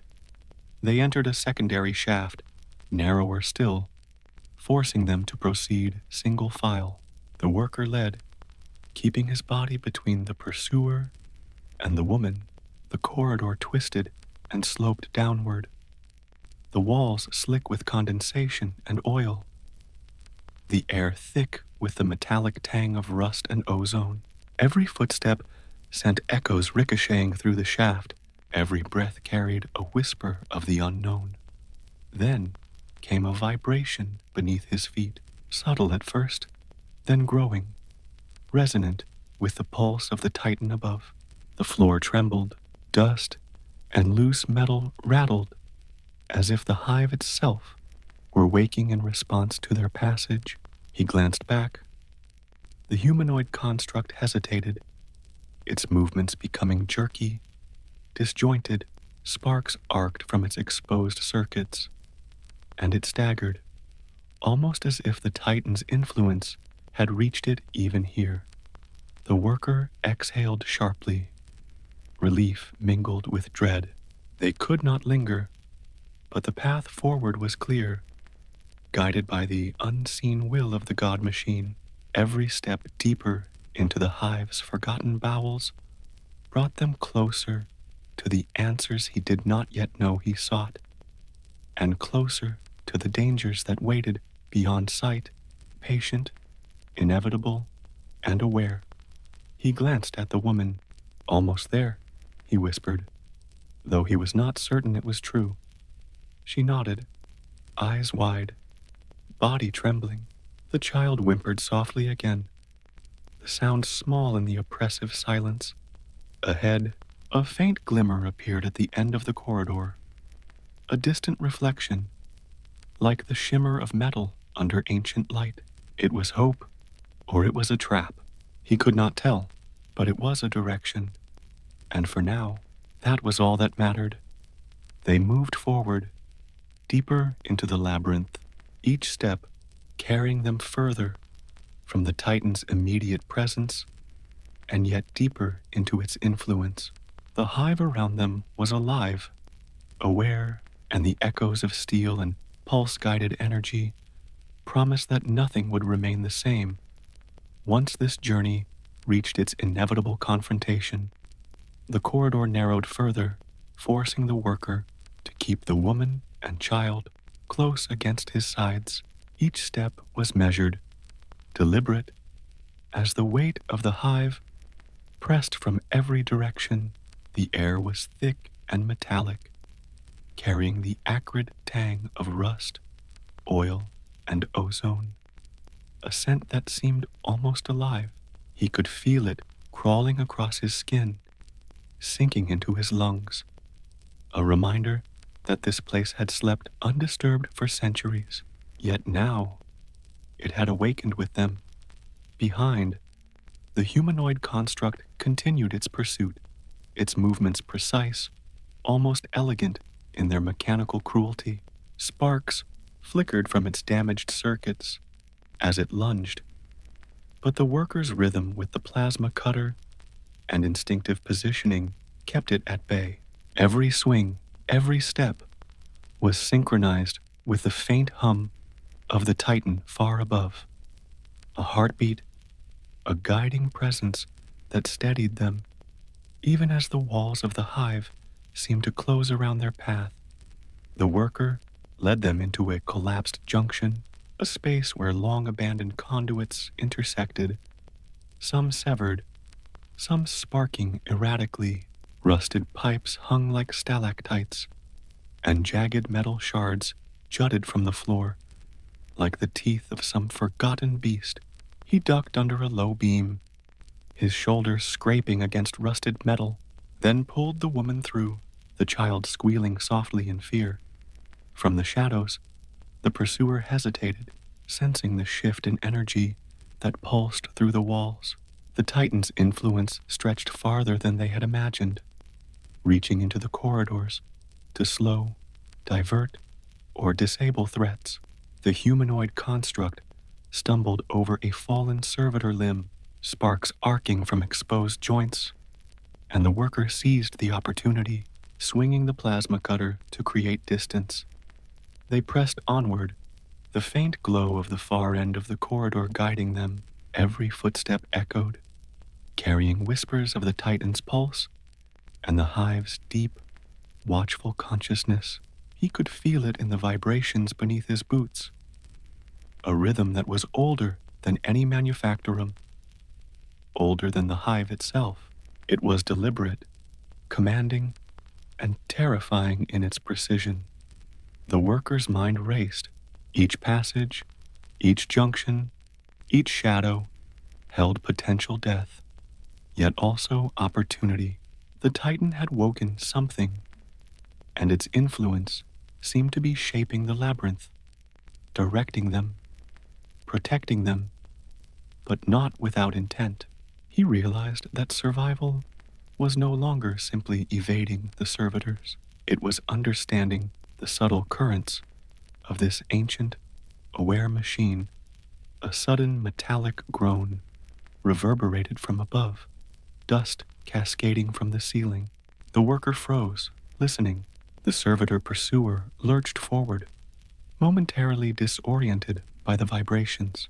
He seized the moment, guiding the woman and child into a narrow alcove recessed into the wall. The construct's claws scraped past them, sparks flying, but it could not follow into the tight space. They pressed themselves flat against the metal, breaths shallow, hearts hammering. For a long moment, there was silence. Only the faint hum of the Titan remained, a constant reminder that they were being observed, guided, perhaps even judged. The worker allowed himself a brief glance at the woman. Her face was pale, drawn tight with fear, yet her eyes reflected a flicker of determination. Survival instinct, sharpened by the immediacy of terror. The child clutched her arm, too small to comprehend the enormity of what surrounded them, yet painfully aware that danger was close and unrelenting. The worker's attention returned to the corridor. Sparks flickered along the walls as residual energy from the Titan's pulse interacted with exposed wiring, creating patterns of light that danced and shimmered like fire. It was disorienting, almost hypnotic, and he knew that if they lingered, the path ahead might collapse or close entirely. They could not pause. Every moment of hesitation increased the risk. He pushed them forward, back into the corridor, each step carrying them deeper into the labyrinthine guts of the Hive. The air grew warmer, heavier, the faint vibration beneath their feet intensifying. The Titan's presence was strongest here, guiding them through shadows and debris. And yet it was not a benevolent shepherd. Its pulse was deliberate, measured, commanding respect and caution in equal measure. Ahead, the corridor widened slightly, revealing a faint light, a shimmer on the far wall that promised passage, or perhaps another trial. The worker's grip on the plasma cutter tightened. Every instinct told him that danger waited ahead, but the faint luminescence offered direction, a tenuous promise of survival. And behind them, the construct regrouped, sparks flying from damaged circuits, its movements deliberate, aware, patient. The worker felt a grim certainty settle in his chest. They had not escaped yet. The Hive had awakened around them. The Titan's influence had stirred something ancient, and the path forward would demand every ounce of courage, cunning, and endurance they possessed. He glanced at the woman and child. Stay close. Don't falter. She nodded, eyes wide, and pressed herself into him as they moved forward. Each step carried them toward uncertainty, toward danger, and toward the deeper echoes of steel and power that the hive had long hidden. The journey was far from over.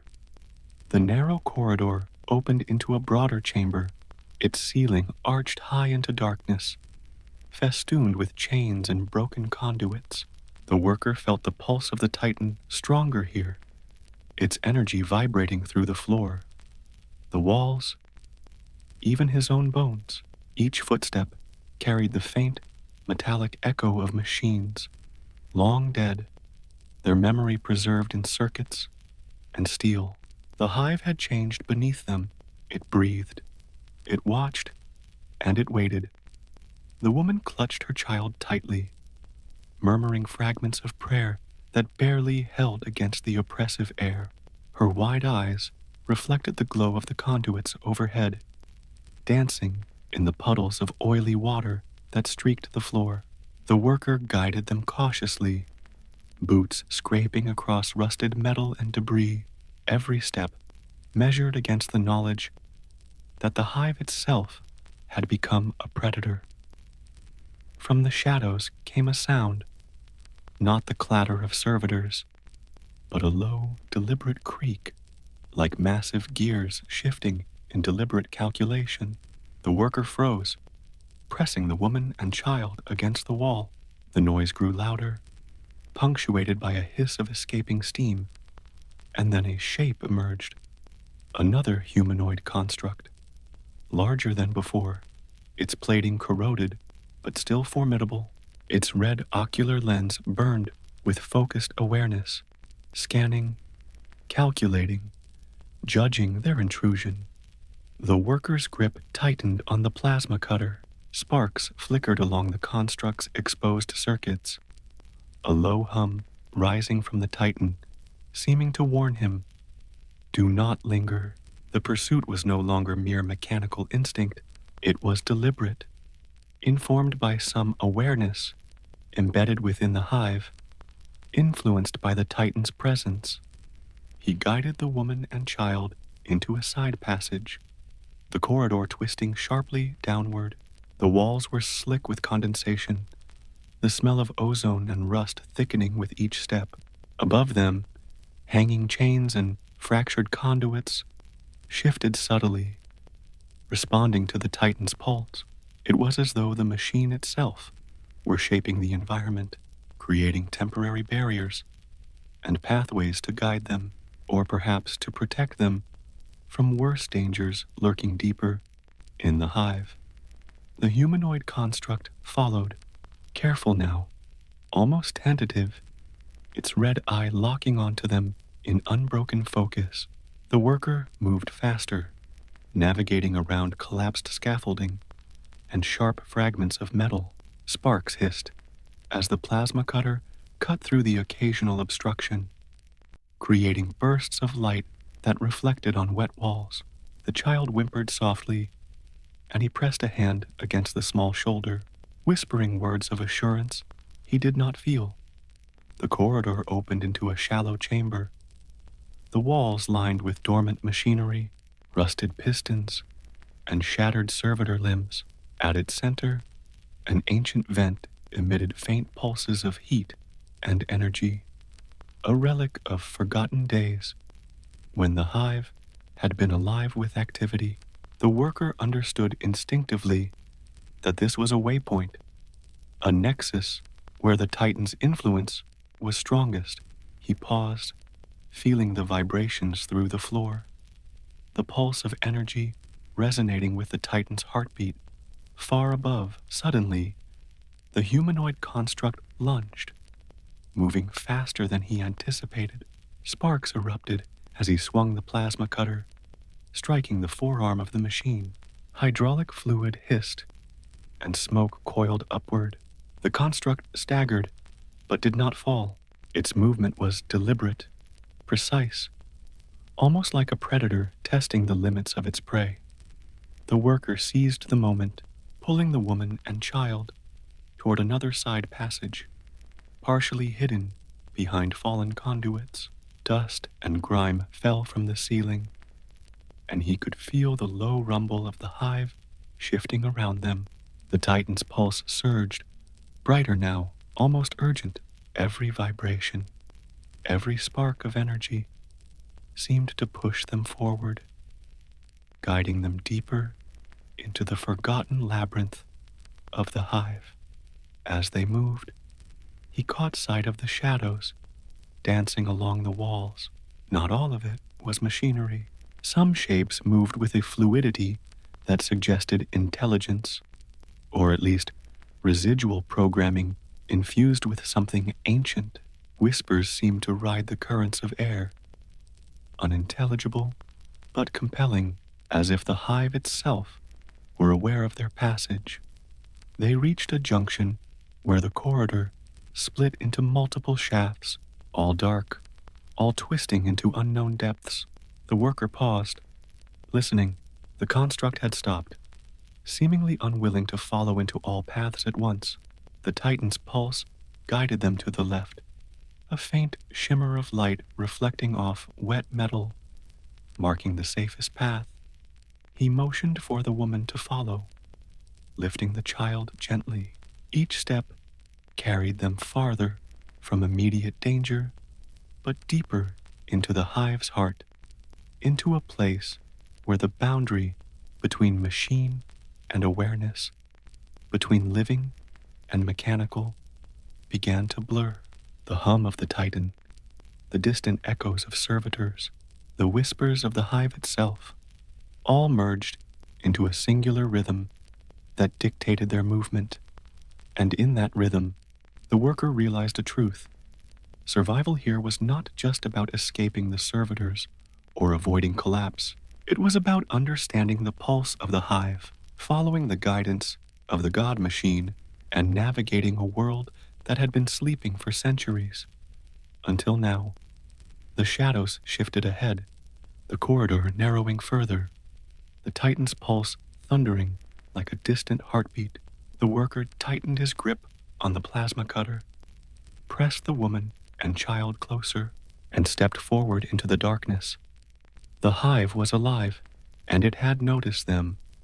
The corridor twisted and sloped downward, the walls slick with condensation and grime, the faint hum of the Titan growing stronger with each step.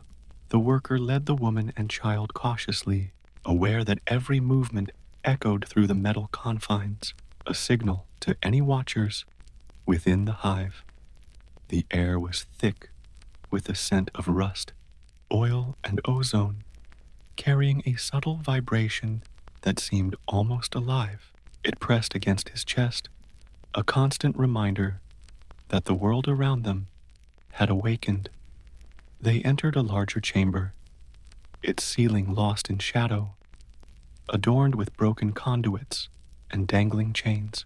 The faint orange glow of the Titan filtered down through cracks in the upper layers, casting fractured light across the floor strewn with debris, twisted servitor limbs, shards of machinery, and puddles of oily water that reflected the chaotic glow.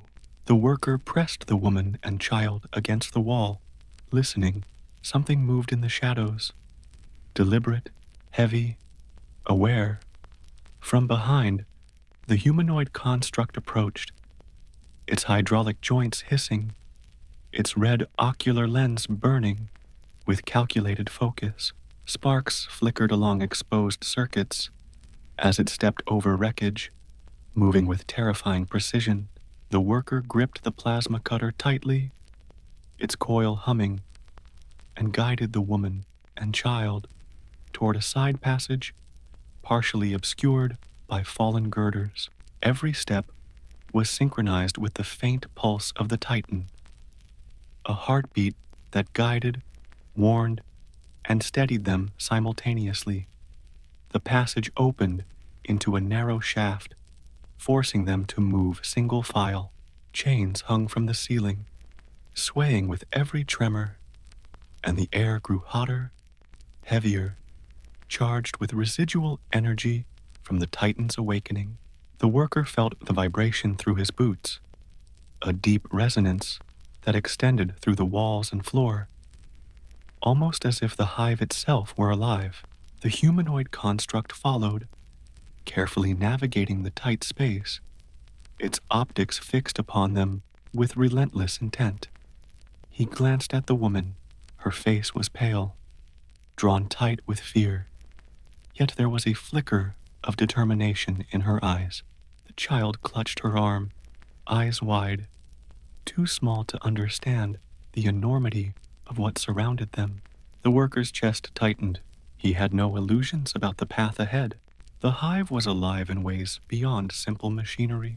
It watched, it judged, and the Titan's pulse was merely a guide through its ancient awareness. A sudden tremor shook the corridor, dust cascading from overhead conduits. The humanoid construct staggered, sparks arcing from exposed circuits. The worker realized the Titan's influence reached even this far, slowing, diverting, and sometimes disabling threats in subtle, almost surgical ways. It was a silent guardian, a presence that extended its will through the architecture of the hive itself. They emerged into another chamber, larger, its walls lined with dormant pistons and broken machinery. The floor was slick with oil, and pools reflected the faint glow of overhead conduits.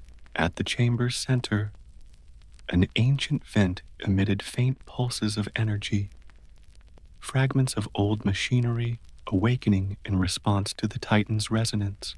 The worker sensed the path forward, a narrow catwalk suspended over a pit filled with twisted metal and darkened water. He moved first, guiding the woman and child, every step measured. Behind them, the humanoid construct lunged with precision, hydraulic limbs snapping forward. Sparks erupted as the plasma cutter connected, severing one arm and forcing it backward. The creature recalibrated instantly, but the worker pressed forward, understanding that hesitation meant death. The catwalk swayed under their weight, creaking ominously. Dust fell from above as distant vibrations hinted at the hive's upper levels responding to the Titan's awakening. The worker realized the enormity of what they had stirred. The god machine's pulse had awakened awareness not only in the lower hive, but throughout its entire structure. Every step forward carried them closer to understanding and closer to danger. At the far side of the catwalk, the corridor opened into a chamber where the Titan's pulse was almost overwhelming. Sparks leapt from exposed conduits, and small machinery twitched to life, guided by the god machine's influence. The worker pressed the woman and child close, following the subtle rhythms of energy that led them through the labyrinth. The humanoid construct hesitated at the threshold, its systems disrupted by the Titan's presence. He allowed himself a moment's breath, chest heaving, before moving forward. Every vibration, every flicker of light, every whisper of residual machinery carried warnings and guidance. They were not merely fleeing, they were participants in a dance choreographed by a power older than the hive, older than any manufactorum, older than the history of men who labored above. The worker looked at the woman and child, faces illuminated by the shimmering glow, fear and awe intertwined, binding them to this path. He tightened his grip on the plasma cutter. Beyond this chamber lay further trials, deeper challenges, and perhaps answers that could not yet be understood. The hive had awakened. The Titan's pulse guided them, and every step forward was a venture into the unknown, where survival depended on instinct, courage, and the mysterious will of the god machine. With a final glance at the shadows behind. He led them into the darkness beyond, toward the heart of the hive, where steel and memory awaited, and where the echoes of the Titan's awakening would shape their fate forever.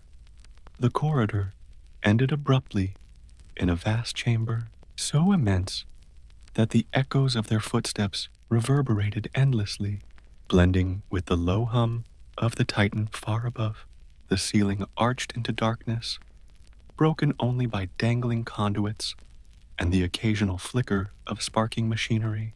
Dust and debris floated in the air, caught in the Titan's faint glow that filtered down through cracks above, painting the walls with flickering light and shadow. The worker pressed the woman and child close, guiding them carefully across uneven metal grating that had long been abandoned to rust and decay. Behind them, the humanoid construct advanced, its hydraulic limbs hissing, sparks arcing from its exposed joints.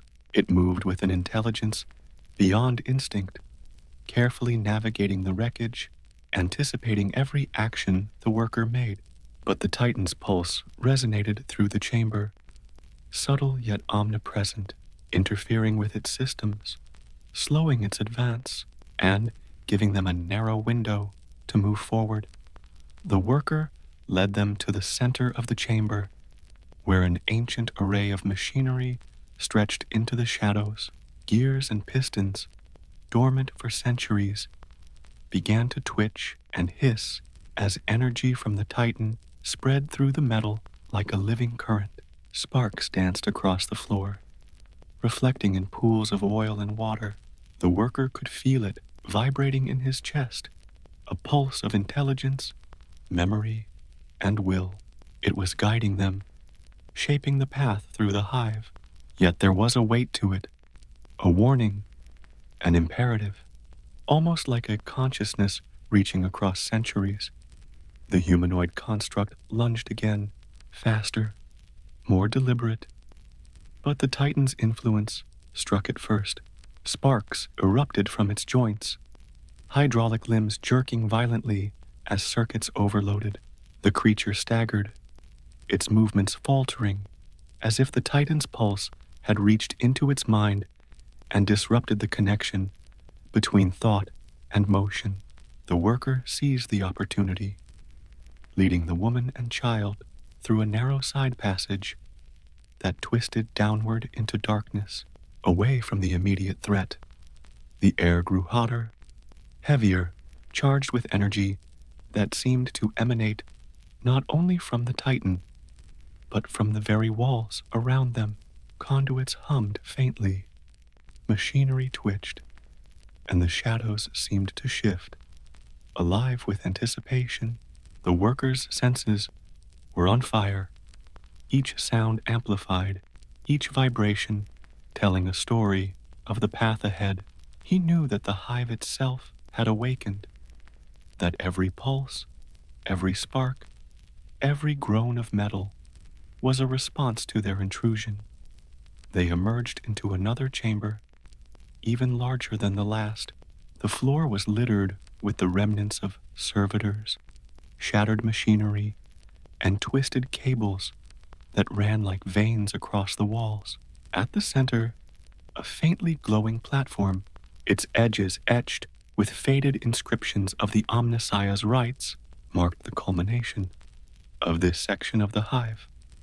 The Titan's pulse was strongest here, almost deafening in its resonance. It thrummed through the floor, the walls, and into the workers' bones, guiding them, warning them, commanding them forward. The worker led the woman and child onto the platform, the glow reflecting off the child's wide eyes. The humanoid construct reached the edge of the chamber but faltered, its systems destabilized by the Titan's influence. Sparks flew from its joints as it reeled, giving the worker precious moments to survey their surroundings. He saw the corridors leading further down, twisting into darkness, where the Titan's pulse continued to guide them. Beyond these passages lay the heart of the hive, deeper than any man had ventured in centuries. The worker's chest heaved with exhaustion, but there was no time to rest. He glanced at the woman, whose face was pale with fear and awe, and at the child, small and trembling, yet clutching her tightly. He realized, with a chilling clarity, that survival was no longer simply about evading pursuers. The hive had awoken with them. The Titan's pulse had stirred awareness in its depths, and every step forward carried them deeper into a living, conscious structure where steel, memory, and energy intertwined. From the shadows above, a faint grinding sound echoed, massive plates shifting, vents opening, ancient machinery coming to life. The Titan's influence extended farther than they had imagined. Even distant automata, long dormant, began to twitch and move, reacting to the pulse that coursed like a heartbeat through the hive.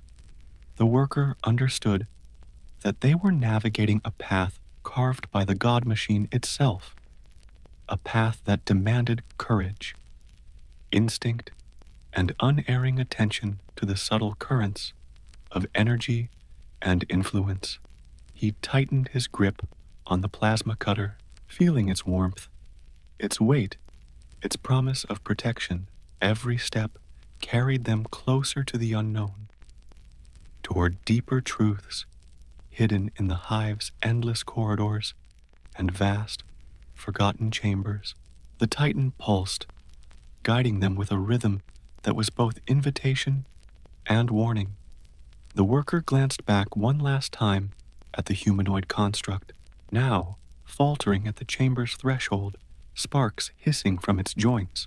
It would recover eventually, but for now it was held at bay. The path forward was theirs, and every heartbeat of the Titan carried them deeper into the mysteries of steel, memory, and consciousness that had slumbered for centuries beneath the hive. With the woman and child pressed close, he stepped into the shadows of the next corridor, moving toward the depths where the hive and the Titan's pulse intertwined, where survival, understanding, and the unseen forces of the God machine would shape the fate of all who dared follow. The echoes of steel had awakened, and they would not be ignored. The corridors grew narrower, claustrophobic, and the air heavier, thick with the scent of ozone, rust, and lingering promethium. Each step carried them deeper into the hive's ancient guts, the pulse of the Titan above resonating through the metal beneath their boots. It was more than guidance now. It was a presence that felt alive, judging, watching, and shaping the path forward. The worker led the woman and child cautiously, muscles tense, every sense alert. Shadows clung to the walls like living things, dancing in the erratic glow of sparking conduits. The woman held the child close, murmuring fragmented prayers to the Emperor, her words trembling against the oppressive stillness. She did not look at the walls, or the shadows, or the faint reflections of light that seemed almost human in their flicker. The worker's heart ached at her fear. He understood it intimately. Here, survival was not merely a matter of speed or strength, but of instinct, of reading the pulse of the hive and the subtle guidance of the God machine that had awakened below Terra's teeming layers. The passage opened into a chamber unlike any they had traversed before. Its walls were lined with towering conduits, ancient and etched with fading inscriptions from the Omnissiah's rites. Dust hung thick in the air, motes glimmering in the Titan's pulsing light, and the floor was uneven, littered with rusted machinery and the remnants of servitors, long broken. A faint hiss of pressurized gas whispered through broken pipes, carrying with it the smell of ozone and scorched metal. The The worker pressed the woman and child close, scanning the shadows with the plasma cutter held tight. From somewhere above, a distant grinding echoed, deep and deliberate, as if the hive itself were shifting in response to their intrusion. The worker felt it beneath his boots, in his chest, a vibration that seemed to merge with the Titan's pulse. The God machine was awake here, more aware, more present, and yet not entirely benevolent. It was a force older than the hive, older than the manufactorum above, and its influence could shape or destroy in equal measure. Movement flickered in the shadows, a construct larger and more intact than any they had encountered before. Its plating was dark and corroded, but its hydraulic limbs were precise, each motion deliberate. Red ocular lenses burned with focused awareness as it advanced toward them. The worker's heart pounded. Every instinct screamed caution. This was no longer merely pursuit. This was assessment, a judgment passed by steel and circuitry, guided by the Titan's distant will. He swung the plasma cutter preemptively, sparks flying as the coil arced. The construct recoiled, but continued to advance, methodical and unrelenting. The worker herded the woman and child toward a narrow side passage, ducking under hanging conduits and leaping over rusted machinery. Each movement was synchronized with the pulse of the Titan, guiding them through a path both safe and perilous, where every misstep could mean death. The passage twisted downward, steeper now, and the air grew warmer, heavier. Small sparks arced from fractured conduits overhead, illuminating glimpses of ancient machinery half buried in debris. The worker realized that the Titan's pulse extended into these depths in ways they could feel, but not yet fully understand. It guided, it warned, and it demanded respect. Every vibration through the floor, every flicker of light, was a signal. Move forward and do not linger. Ahead, the walls opened into a low, vaulted chamber. The faint glow of energy reflected off twisted machinery, casting fractured light across the debris-strewn floor. Here, the Titan's influence was palpable, pressing against them like a tide of unseen power. The worker felt it in his chest, in the muscles of his legs, in the tiny hand of the child clutching the woman's sleeve. The God machine's pulse had grown stronger, almost desperate, as though it had a purpose that reached beyond guidance. Something buried, hidden, and ancient, awaiting discovery. The construct paused at the threshold, its optics flickering as residual energy from the Titan surged through the chamber. Sparks arced along its limbs, jerking its movements into disjointed spasms. The worker did not hesitate. He guided the woman and child into the chamber, every step measured against the humming rhythm that now seemed to dictate the movement of the hive itself. Behind them, the construct faltered, held at bay by the Titan's distant influence, but it would not stay down for long. In the center of the chamber, a pedestal rose from the floor, etched with glyphs and inscriptions worn by centuries. Atop it rested a fragment of crystalline machinery, faintly pulsing with energy that mirrored the Titan's heartbeat. The worker sensed the significance immediately. This was no mere waypoint. It was a nexus, a core of stored memory and power, perhaps a key to understanding the God machine itself. The woman trembled beside him, whispering prayers that seemed both futile and necessary. The child's eyes were wide, reflecting the flickering light like mirrors of innocence in a corrupted world. The worker placed a hand on the pedestal, feeling the hum of energy that thrummed through metal, through circuitry, and into his own bones. The Titan's pulse surged, almost impatiently, as if urging him onward, into knowledge that could not be fully comprehended, and dangers that were only beginning to awaken. The pedestal's energy pulsed beneath the worker's hand, a rhythm that mirrored the Titan's heartbeat above. Sparks flickered across the chamber, casting fractured shadows that danced along the walls, revealing the vast emptiness around them. Machinery, long dormant, began to twitch, as if awakening from a centuries-long slumber. The worker felt the weight of it pressing in, not merely physical, but cognitive, as if the hive itself were aware of his thoughts, reading his intent, and judging each action. The woman tightened her grip on the child, whispering prayers that echoed faintly in the cavernous chamber. Her voice trembled, fragile against the oppressive stillness, but it carried a determination that steadied the worker. The child's wide eyes darted to the shadows, reflecting fear and wonder in equal measure.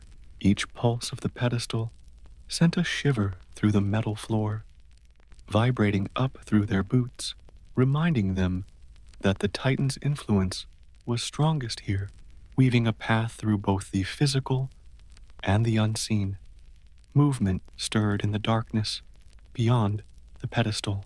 The humanoid construct, damaged but unyielding, emerged with a grinding hiss, its hydraulic limbs flexing as sparks arced from exposed circuits. Its red ocular lens burned with awareness, calculating, observing, learning from each action. The worker raised the plasma cutter, instinctively keeping the woman and child behind him. Every motion was precise, a balance between defense and progress, guided by the subtle pulse that resonated through the chamber. The construct lunged, its clawed hands slicing the air, but the Titan's energy surged in response.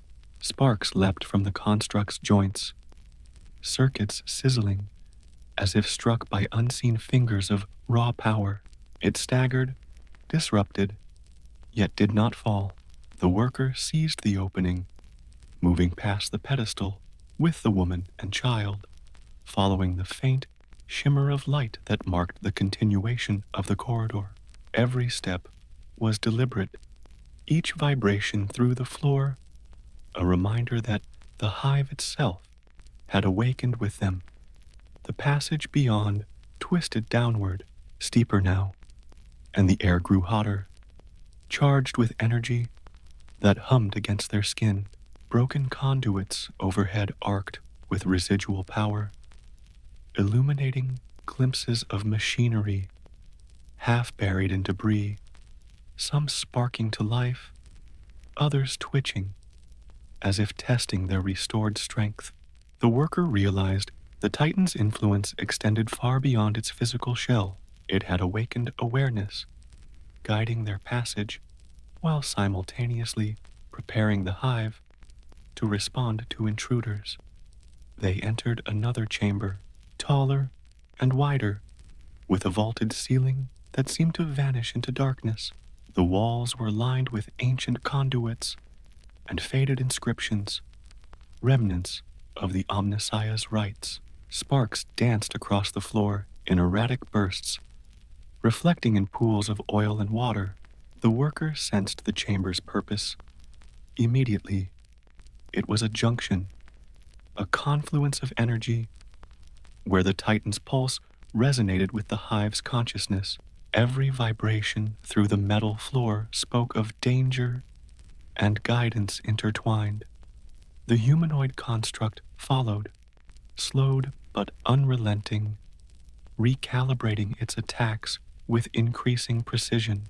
Sparks leapt from its joints as it adjusted, yet the worker could feel the Titan's pulse interfering, a subtle force keeping them just one step ahead.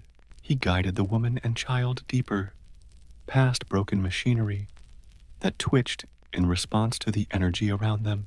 Each step carried them closer to the heart of the hive, where power memory, and machine merged into something incomprehensible. Ahead, a faint blue glow shimmered across the far wall, emanating from a panel embedded with crystalline arrays. The worker recognized it instantly. Another core, perhaps a fragment of the Titan's own memory, or a conduit linking to the Hive's greater systems. He approached cautiously, sensing that interacting with it could awaken forces beyond their comprehension. Sparks arced from exposed circuitry, lighting the chamber in staccato flashes, each one revealing glimpses of twisted machinery and shadows that moved with purpose. He knelt beside the panel, feeling the pulse of energy thrumming in resonance with the Titan. It was almost as if the God machine were urging him forward, not merely to survive, but to understand, to act, to participate in something that had lain dormant for centuries. The woman and child stayed behind him, their faces pale but resolute, drawn into the rhythm that now dictated their movement and fate. The worker realized then that the Hive was no longer just a place of death and shadow. It was alive, aware, and intertwined with the Titan's consciousness. Each step, each vibration, each spark was a communication, a warning, and a guide. To move forward meant not merely navigating the corridors, but aligning with the will of the machine itself, entering a dance that had been choreographed across centuries and buried beneath layers of steel and memory. The chamber thrummed louder, the crystalline panel pulsing with light, the humanoid construct faltering as residual energy from the Titan surged through the chamber. The worker exhaled, bracing himself. Beyond this chamber lay deeper paths, darker corridors, and perhaps the ultimate revelation of the Hive's secret, the very heart of the machine itself. The chamber's pulse reverberated through the worker's chest, syncing almost imperceptibly with his own heartbeat. He placed a hand on the crystalline panel, feeling the hum of energy that seemed alive, conscious in a way that defied logic. Sparks leapt along the surface, dancing in fractured patterns across the walls. The air was thick, charged with ozone and electricity, and the shadows moved as though they possessed intent. The Titan's presence above, though distant, had never been more tangible. Every vibration through the metal floor resonated with purpose, an unseen guide urging them onward. The woman clutched the child tightly, murmuring prayers to the Emperor in fragmented breaths. Her voice trembled, but carried determination, and the child's small hand pressed into hers, as though drawing courage from her steadiness. The worker felt a pang of both fear and resolve. They were intruders in a realm that had slept for centuries, yet the Titan's pulse suggested that survival was possible if only they remained attuned to its rhythm. From the shadows, the humanoid construct re-emerged, its red ocular lenses glowing like embers. Its hydraulic limbs hissed as it adjusted for a calculated strike, moving with the precision of a predator hunting prey that had already learned to anticipate its moves. The worker lifted the plasma cutter instinctively, sparks arcing as he swung, cutting through a dangling cable to create a brief barrier. The construct recoiled, circuits sparking, but its focus remained unwavering. They advanced through the chamber cautiously, stepping over twisted machinery and pools of oil that reflected the erratic glow of sparking conduits. Each step was deliberate, each movement synchronized with the Titan's pulse. The worker realized that the Hive itself was now awake, its awareness extending beyond the walls and floors, shaping the environment around them. Every shadow, every vibration, every flicker of light was both guide and obstacle, a test of instinct and resolve. The corridor beyond the chamber sloped downward, narrowing sharply into a tunnel that seemed carved from the living metal of the hive itself. Sparks arced from fractured conduits overhead, casting brief illumination that revealed machinery half buried in the walls. Twitching with residual energy, the worker pressed the woman and child close, stepping carefully across puddles of oily water that reflected the shimmering blue light of distant panels. The Titan's pulse grew stronger here, almost insistent, guiding them toward something both vital and dangerous.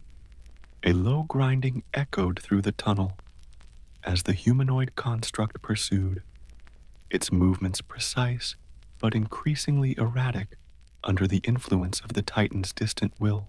Sparks hissed from exposed joints as its circuits overloaded intermittently.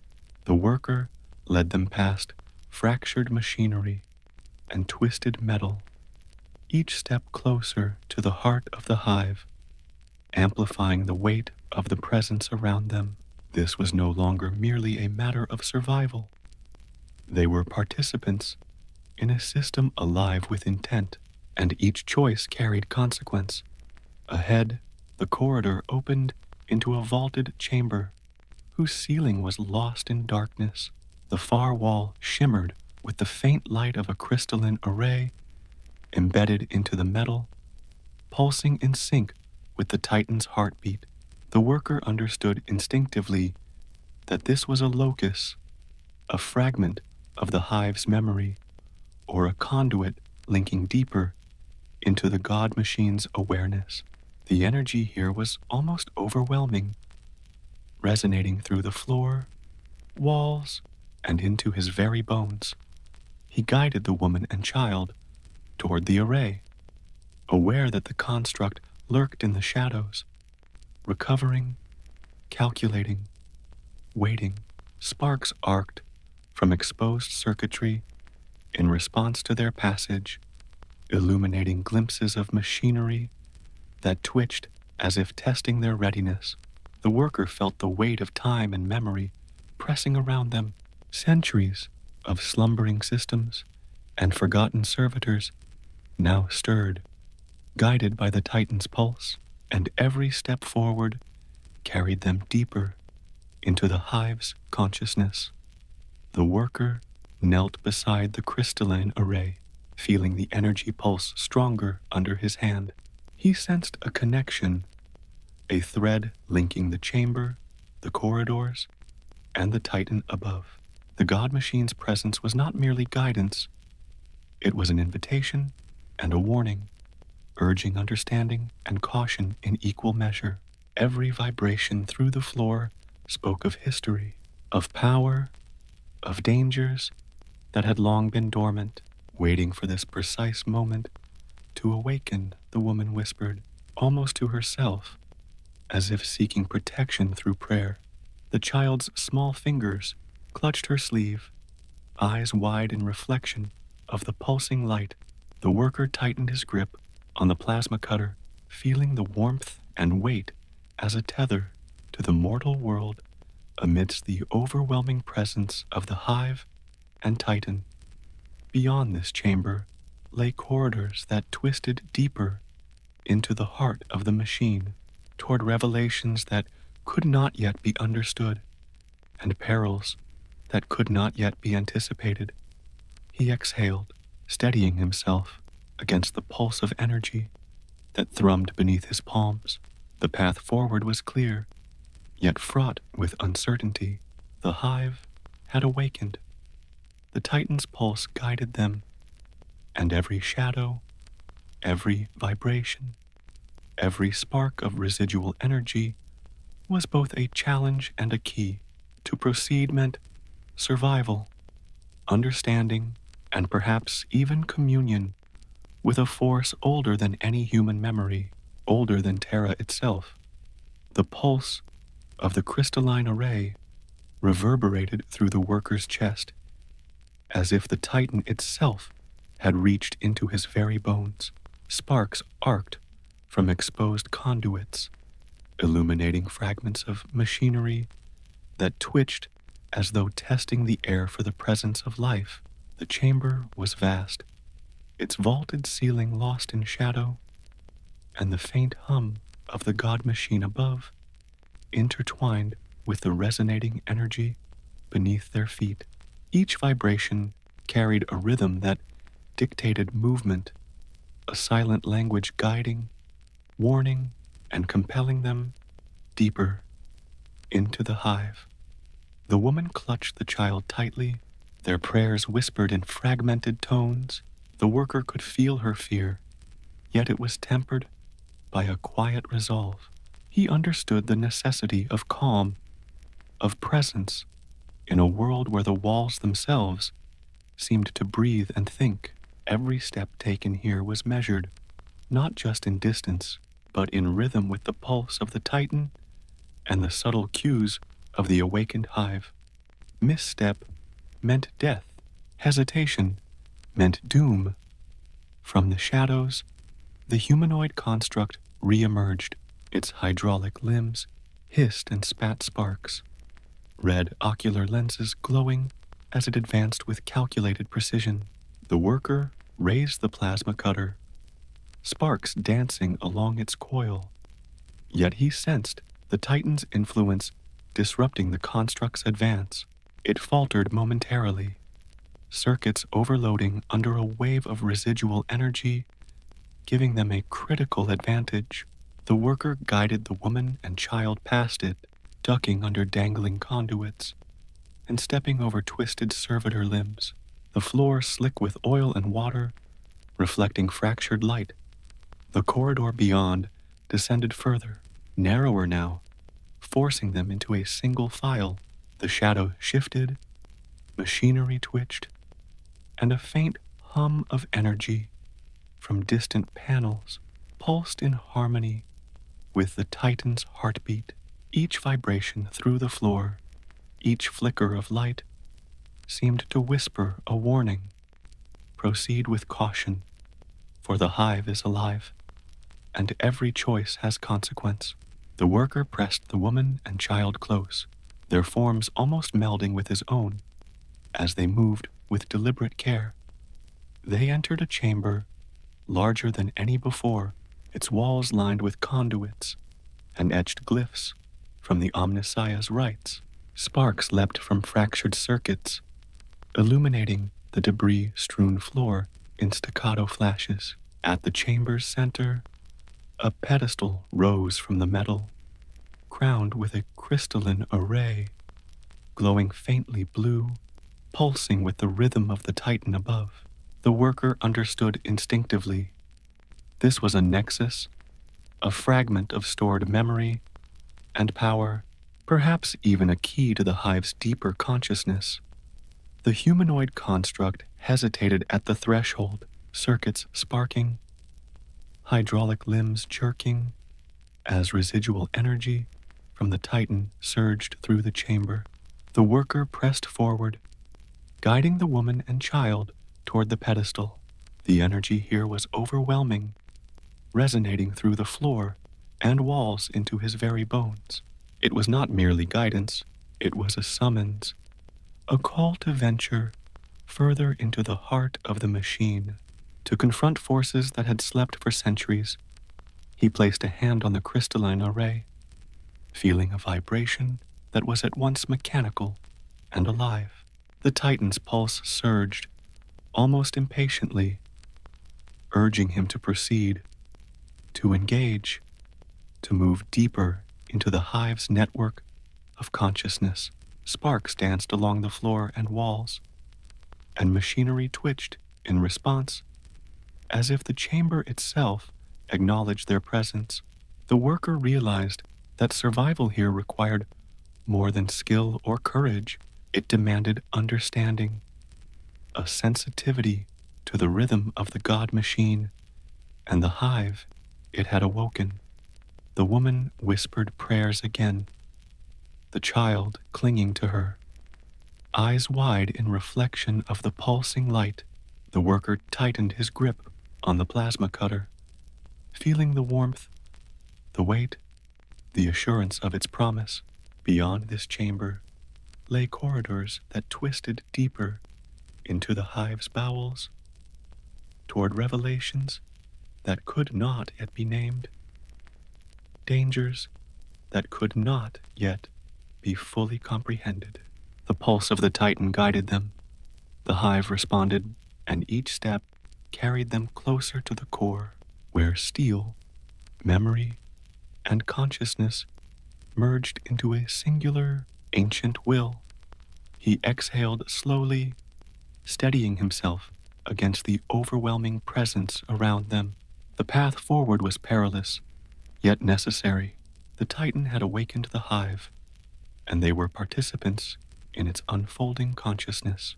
Every vibration, every spark, every shadow held meaning, and he understood that moving forward was not merely survival, but communion with something vast, deliberate, and terrifying. The humanoid construct faltered further, its systems disrupted by the Titan's energy, giving the worker a fleeting window of safety. He motioned for the woman and child to follow, guiding them into the narrow corridor beyond, where the pulse of the Titan throbbed stronger, a heartbeat that promised danger, revelation, and perhaps the ultimate understanding of the hive's awakening. Each step was heavy, measured, and deliberate as they moved toward the heart of the machine, where survival, knowledge, and power intertwined in ways that defied comprehension. The corridor beyond the pedestal twisted sharply downward, walls slick with condensation, the air thick with the tang of ozone and scorched metal. Each step resonated through the worker's boots, syncing almost instinctively with the Titan's heartbeat above. The pulse was no longer distant. It filled the chamber, vibrating through the walls, the floor, and into his chest. Every spark from broken conduits, every twitch of machinery seemed to respond to that pulse, as though the hive itself had awakened and now acknowledged their intrusion. The woman clutched the child tightly, whispering fragmented prayers to the Emperor. The worker felt the weight of her fear and resolve, pressing them forward into darkness, where the corridors narrowed further. Twisting unpredictably, sparks leapt from fractured wiring overhead, briefly illuminating shadows that seemed almost animate, reaching, probing, and recoiling with the rhythm of the Titan's pulse. Each step carried both risk and revelation. Miscalculation could mean death, yet hesitation could unravel the delicate balance the god machine had begun to weave. From the shadows, the humanoid construct emerged again. Its red ocular lenses glowed like embers, calculating, analyzing every movement. Hydraulic limbs hissed as it adjusted for precision strikes, but the Titan's energy surged through the chamber. Sparks arced violently along its exposed circuits, jerking its motions into spasms of disjointed power. The worker seized the opportunity, guiding the woman and child past twisted machinery and pools of reflective oil, every movement deliberate and synchronized with a rhythm that pulsed through the floor. The corridor opened into a vast chamber whose ceiling was lost to shadow, walls lined with towering conduits and etched glyphs fading from centuries of neglect. The air was thick with electricity, and the faint hum of energy from the Titan's pulse mingled with the subtle groans of ancient machinery awakening in response.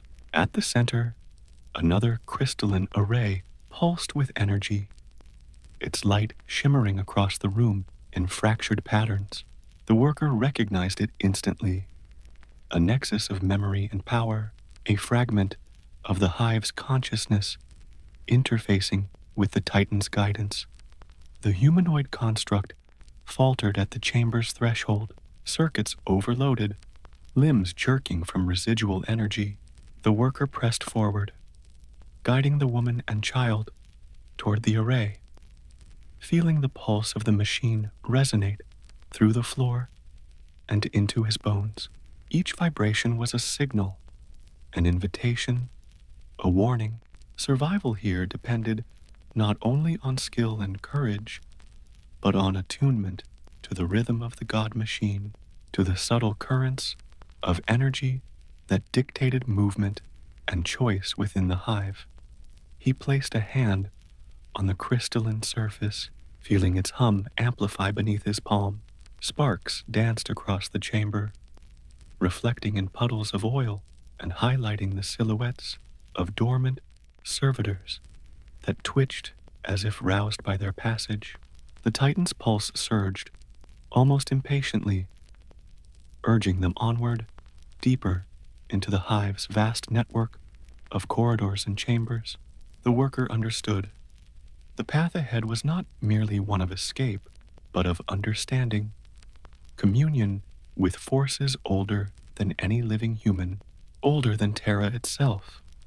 The woman whispered again, her prayers carrying through the charged air. The child clung to her, wide-eyed and trembling, yet unyielding. The worker felt the enormity of the responsibility. He was not merely a guide or protector, but a participant in something far greater, a vessel through which the Titan's influence and the hive's awakening intersected. Each step forward was a negotiation with the very will of the machine, a delicate balance between instinct, courage, and comprehension. The corridor beyond the chamber twisted once more, descending sharply. The air grew hotter, denser, charged with energy that tingled against their skin and hair. Machinery twitched along the walls, sparks arcing from conduits, responding to their passage, guiding them, warning them. The humanoid construct lagged behind, faltering as residual energy continued to disrupt its systems. It would recover, surely, but the workers' path for now remained unobstructed, leading them ever closer to the heart of the hive. Ahead, a faint shimmer of blue light marked the next nexus, deeper, older, and more vital. The worker pressed the woman and child close, hand on the plasma cutter, mind attuned to the subtle vibrations that dictated each movement. The Titan's pulse throbbed stronger, louder, a heartbeat that resonated with the consciousness of the hive itself. Each step forward was heavy with the weight of centuries, yet guided by an intelligence that transcended understanding, blending caution with inevitability. He exhaled, muscles tense, chest heaving, feeling the energy thrumming beneath his palms and boots. Beyond this corridor lay the deepest reaches of the hive, where the pulse of the Titan would converge with the full awareness of the machine, where survival, comprehension, and perhaps revelation awaited. Shadows moved, conduits sparked, and the humanoid construct lingered in the periphery, a reminder that danger, even if momentarily subdued, would not relent.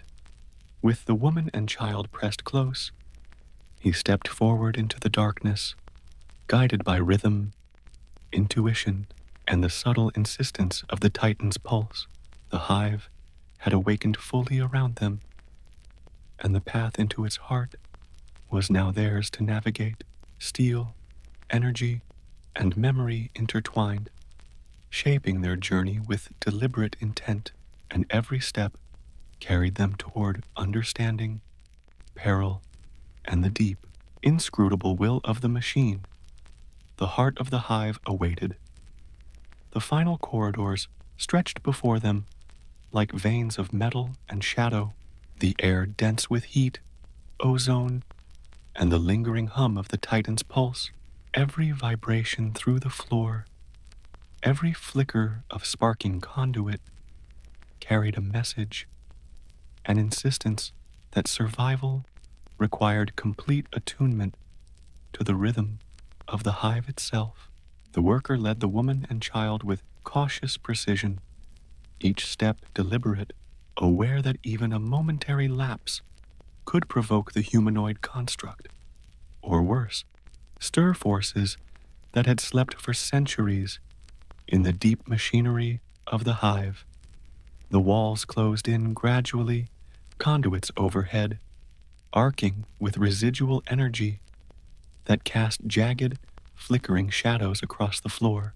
The child whimpered softly, clutching the woman's sleeve, and the worker pressed a reassuring hand to her back.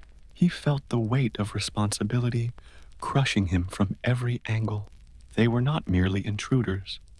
They were witnesses to a consciousness older than men, older than the manufactorums, and perhaps even older than Terra herself. The Titan's pulse thrummed in his bones, a guide and a warning, signaling the proximity of something monumental at the hive's core. The corridor widened abruptly into a vast chamber, the ceiling vanishing into darkness. The walls lined with conduits and crystalline arrays. Sparks flickered across the floor, illuminating fragments of machinery and servitor remains, twisted and corroded by centuries of neglect. At the chamber's center, a platform rose, etched with ancient glyphs and crowned with a massive crystalline array, pulsing in rhythm with the Titan above. The energy here was almost unbearable, vibrating through metal, flesh, and bone, a presence that was at once guiding and judging. The humanoid construct emerged from the shadows once more stable now, its hydraulic limbs hissing and red ocular lenses glowing like smoldering coals. It advanced deliberately, as though assessing their worthiness, each step resonating with the chamber's humming energy. Sparks arced along its joints as residual energy from the Titan surged through the air, and the worker instinctively positioned the woman and child behind him. He gripped the plasma cutter tightly, feeling its warmth, its weight, its promise of protection. He stepped forward toward the crystalline array, feeling the pulse of energy surge beneath his palms. The chamber seemed alive in response, machinery twitching, conduits sparking, and shadows shifting with intent.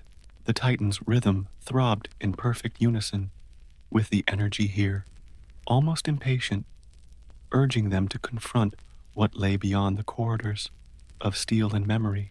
Every vibration, every flicker of light carried meaning. Each was a test, a challenge, a signal that the hive itself had awakened fully, ready to reckon with the intruders in its domain. The woman murmured a prayer under her breath, the child clinging to her tightly, eyes wide in awe and fear. The worker felt the weight of centuries pressing around them, the presence of the god machine and the consciousness of the hive intertwining into a singular, almost incomprehensible force. Survival was no longer a matter of evasion or speed. It required communion with the rhythm, attunement to the pulse, and an understanding that went beyond logic or instinct. The humanoid construct lunged suddenly, hydraulic limbs snapping with precision. Sparks flew as the plasma cutter connected with its joints, arcs of electricity sizzling across metal. It staggered, but did not fall, recalibrating instantly, movements fluid and deliberate. The worker pressed forward, guiding the woman and child toward the platform. Every step resonated with the Titan's pulse, each vibration through the floor and walls, a cue, a rhythm that directed their path deeper into the hive's consciousness. At the edge of the platform, the crystalline array pulsed brighter, a near-blinding light reflecting across the chamber. The worker placed a hand upon it, feeling an almost tangible awareness radiate outward, coursing through the metal, into the corridors, through the Titan above, and into his very bones. He understood in that instant that the array was not just energy, not just memory. It was the core of the Hive's awakened consciousness, a nexus where steel, machine, and intelligence merged into something ancient, deliberate, and aware. The humanoid construct faltered, sparks dancing along its limbs. Held at bay by the surge of energy, the worker's chest heaved as he steadied himself, guiding the woman and child closer to the platform's center. The pulse of the Titan swelled, almost insistent, as if urging him to commit fully, to step into the full rhythm of the Hive and the God Machine's awareness. Each vibration, each spark, each shadow was a note in a symphony older than memory, and he understood that their survival now depended on becoming attuned to that music, participating in it rather than resisting. The chamber seemed to exhale, a low, resonant hum, filling every corner, vibrating through metal and flesh alike. Sparks arced and twitched along broken conduits. Shadows moved with deliberate intent, and the humanoid construct froze in hesitation, a momentary acknowledgement of their right to proceed. The worker took a deep breath, pressing forward fully into the pulse. The platform, the array, the Titan's heartbeat merged with the Hive's consciousness, guiding them, shaping them, revealing the first glimpse of truths long buried beneath centuries of steel, memory, and forgotten worship. The worker looked at the woman and child, their faces illuminated by the pulsing light, awe and terror etched into their features. Beyond them lay further mysteries, corridors deeper than any man had walked in centuries. And yet, for the first time, they were not alone. The Titan's presence was a guide, protector, and arbiter, and the Hive itself had awakened to recognize them. Their fate, intertwined with the pulse of the God Machine, was no longer a matter of chance. Steel, memory, and consciousness converged, and the heart of the Hive had acknowledged them. The platform's crystalline array pulsed with an intensity that seemed to penetrate the worker's very bones. Sparks leapt from exposed conduits, flickering across the chamber in fractured, staccato bursts. The air was thick, electric, and almost sentient, pressing against their skin as though the Hive itself had reached out to acknowledge their presence. The Titan's pulse throbbed in perfect synchrony, guiding each movement, urging comprehension and attunement. Each vibration through the metal floor carried a message, subtle yet insistent. Proceed with intent, act with awareness. For the Hive watches and judges, the woman held the child tightly, whispering prayers that merged with the hum of the chamber. Her voice trembled, but was steady enough to anchor the small figure in her arms. The worker felt the enormity of the moment press upon him. The Hive had awakened, and they were no longer mere trespassers. They were participants in a consciousness older than memory, older than Terra itself. Every shadow, every twitch of machinery, every spark of light was alive with intent, and they had to respond, not merely react. From the periphery, the humanoid construct advanced, more calculated now, every step deliberate, its hydraulic limbs hissing as sparks arced from exposed joints. Red lenses burned with awareness, each movement precise, testing, judging, probing.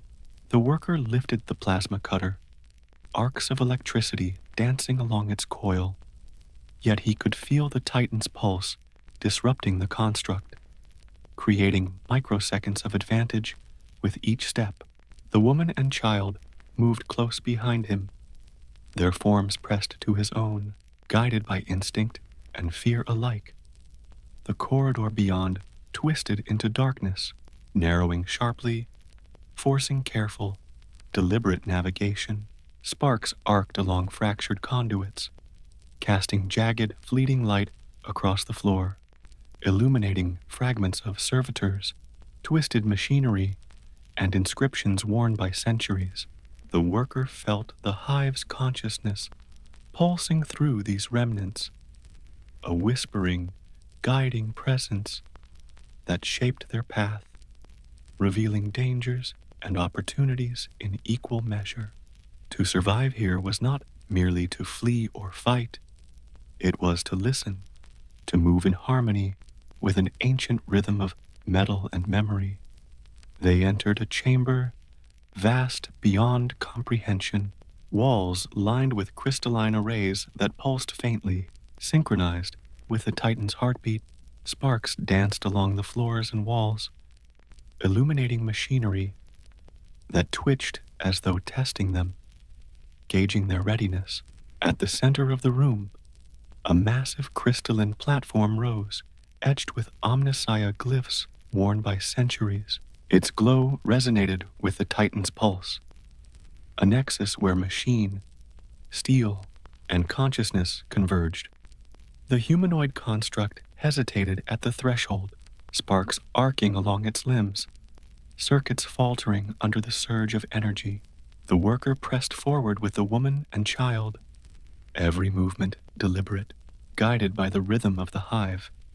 He placed a hand on the crystalline surface, feeling the energy thrumming beneath his palm, and for the first time, he sensed a thread of comprehension, a partial understanding of the immense intelligence that had slumbered beneath centuries of steel.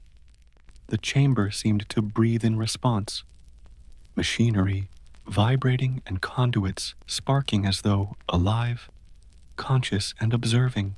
The Titan's pulse surged, almost impatiently, pushing them forward into the depths of the hive's consciousness. Each vibration, each flicker of light, was a syllable in a language older than men, a rhythm that dictated not just movement, but thought, perception, and action. Survival demanded more than courage. It demanded communion. The woman whispered prayers once more, the child clinging to her, eyes wide in reflection of the pulsing light. The worker felt the gravity of their responsibility. They were witnesses, participants, and conduits of the hive's awakening. Each step forward drew them deeper into the heart of the machine, into corridors that twisted like veins through steel, memory, and energy. The humanoid construct lingered in the shadows, recovering, testing, observing, yet unable to press forward against the surge of the Titan's energy. Ahead, the crystalline platform pulsed brighter, almost overwhelming in its intensity. The worker guided the woman and child to its center, feeling the energy coursing through the chamber, the corridors, and into the Titan above. The god machine's pulse merged with the hive's consciousness, creating a resonance that transcended understanding. Here, at the very core, they were no longer mere mortals, navigating a maze of metal. They were part of the living rhythm of the hive, attuned to forces older than memory, older than Terra, older than the manufactorums themselves. He exhaled, steadying himself against the overwhelming presence, feeling the pulse through every fiber of his being. Shadows shifted, machinery twitched, and sparks arced in acknowledgement. The Titan's heartbeat, the hive's consciousness, and the crystalline array converged, creating a singular rhythm that dictated both the path and the revelation awaiting them. The worker looked at the woman and child, awe and fear mirrored in their eyes, and understood that the journey through the hive had led them not merely to survival, but to the awakening of something far greater, an intelligence alive, aware, and now partially shared with them. The heart of the hive had revealed itself, and their reckoning had only just begun. The crystalline array pulsed brighter, bathing the chamber in an almost blinding light. The worker felt the energy surge through the floor, into the walls, and into his very bones, carrying with it a sense of awareness, both alien and deliberate. The Titan's heartbeat, above fused with the hive's consciousness below, a singular rhythm that demanded recognition, comprehension, and caution. Every spark, every twitch of machinery, every shadow held meaning, and to misinterpret even a fraction of it could prove fatal. The woman held the child closer, murmuring prayers that were almost drowned by the hum of energy. Her voice trembled, yet it was steady enough to anchor them in the human world, a fragile tether against the overwhelming weight of machinery alive with intent. The worker could feel the enormity of the moment pressing upon him. Centuries of slumbering systems, of memory etched in steel and crystal, now flowed through the chamber and through them. They were intruders, yes, but also witnesses, participants, even vessels of a consciousness that stretched beyond human comprehension.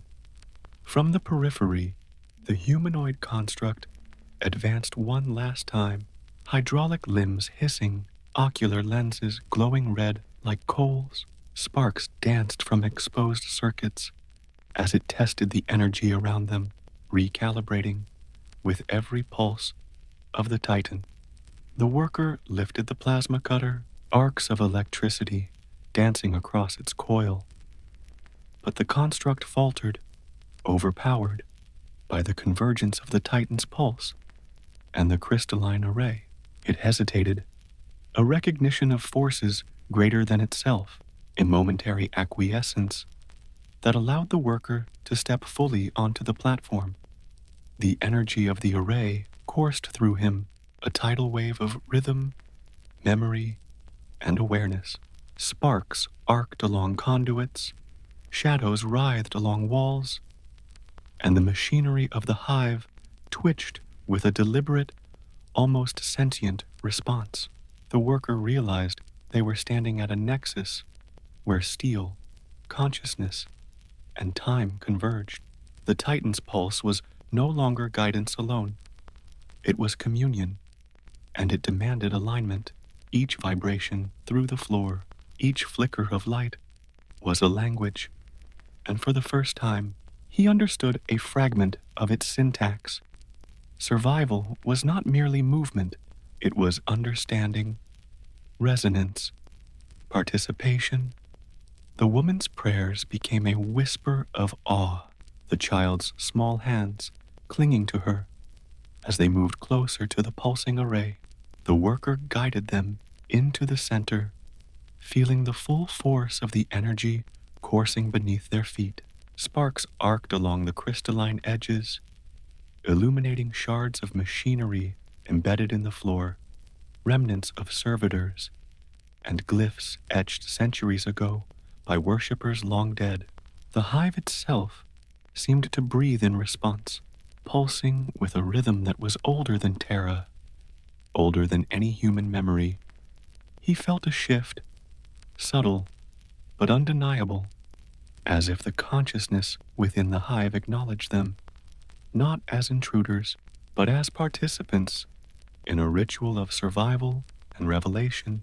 The humanoid construct retreated to the shadows, stalled by forces it could not overcome. The worker's chest heaved with exertion and awe.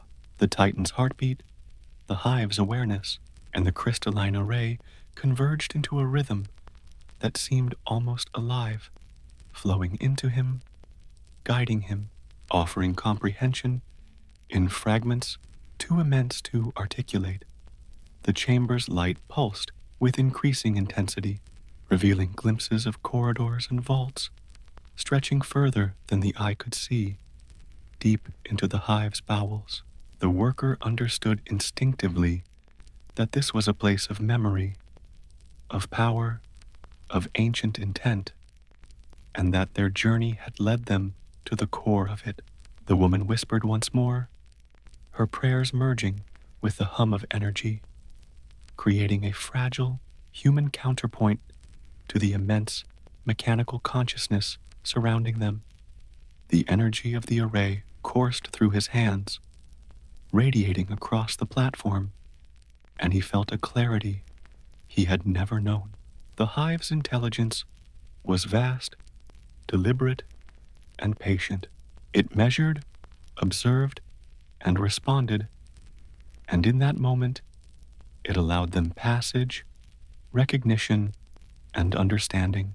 Survival was no longer merely fleeing constructs or navigating corridors. It was harmony, attunement, and acceptance of a rhythm that transcended mortality.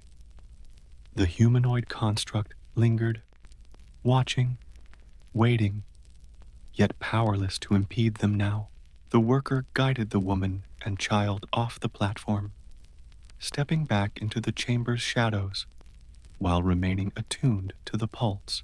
Every conduit, every spark, every vibration told a story of the hive's awakening and the Titan's oversight. The corridors beyond stretched into darkness, promising revelation, danger, and perhaps communion with a consciousness older than the Imperium itself. He looked at the woman and child, awe mirrored in their wide eyes, and realized that their journey had shifted from mere survival to understanding. They had glimpsed the intelligence of the hive, felt the pulse of the Titan, and touched the ancient memory that had slumbered for centuries. The heart of the machine had acknowledged them, and in that acknowledgement lay both peril and revelation. The worker exhaled slowly, absorbing the full weight of what they had witnessed. The corridors ahead promised more challenges, more truths, and more communion with the God machine and its awakened hive. They were no longer mere mortals, lost in a labyrinth of steel. They were participants in an ancient rhythm, attuned, however partially, to forces that transcended comprehension. The chamber pulsed one final time, a low, resonant hum vibrating through metal, flesh, and bone alike. Sparks danced, shadows twisted, and the humanoid construct faded back into the darkness. The worker guided the woman and child forward into corridors that promised further revelations, their journey entwined with the heartbeat of the Titan, the consciousness of the hive, and the unfathomable depths of a machine older than humanity itself. In that pulse, in that rhythm, in that awakening, they had found both survival and understanding, and the realization that the hive's heart would continue to watch, to judge, and perhaps to guide them for as long as they walked its corridors.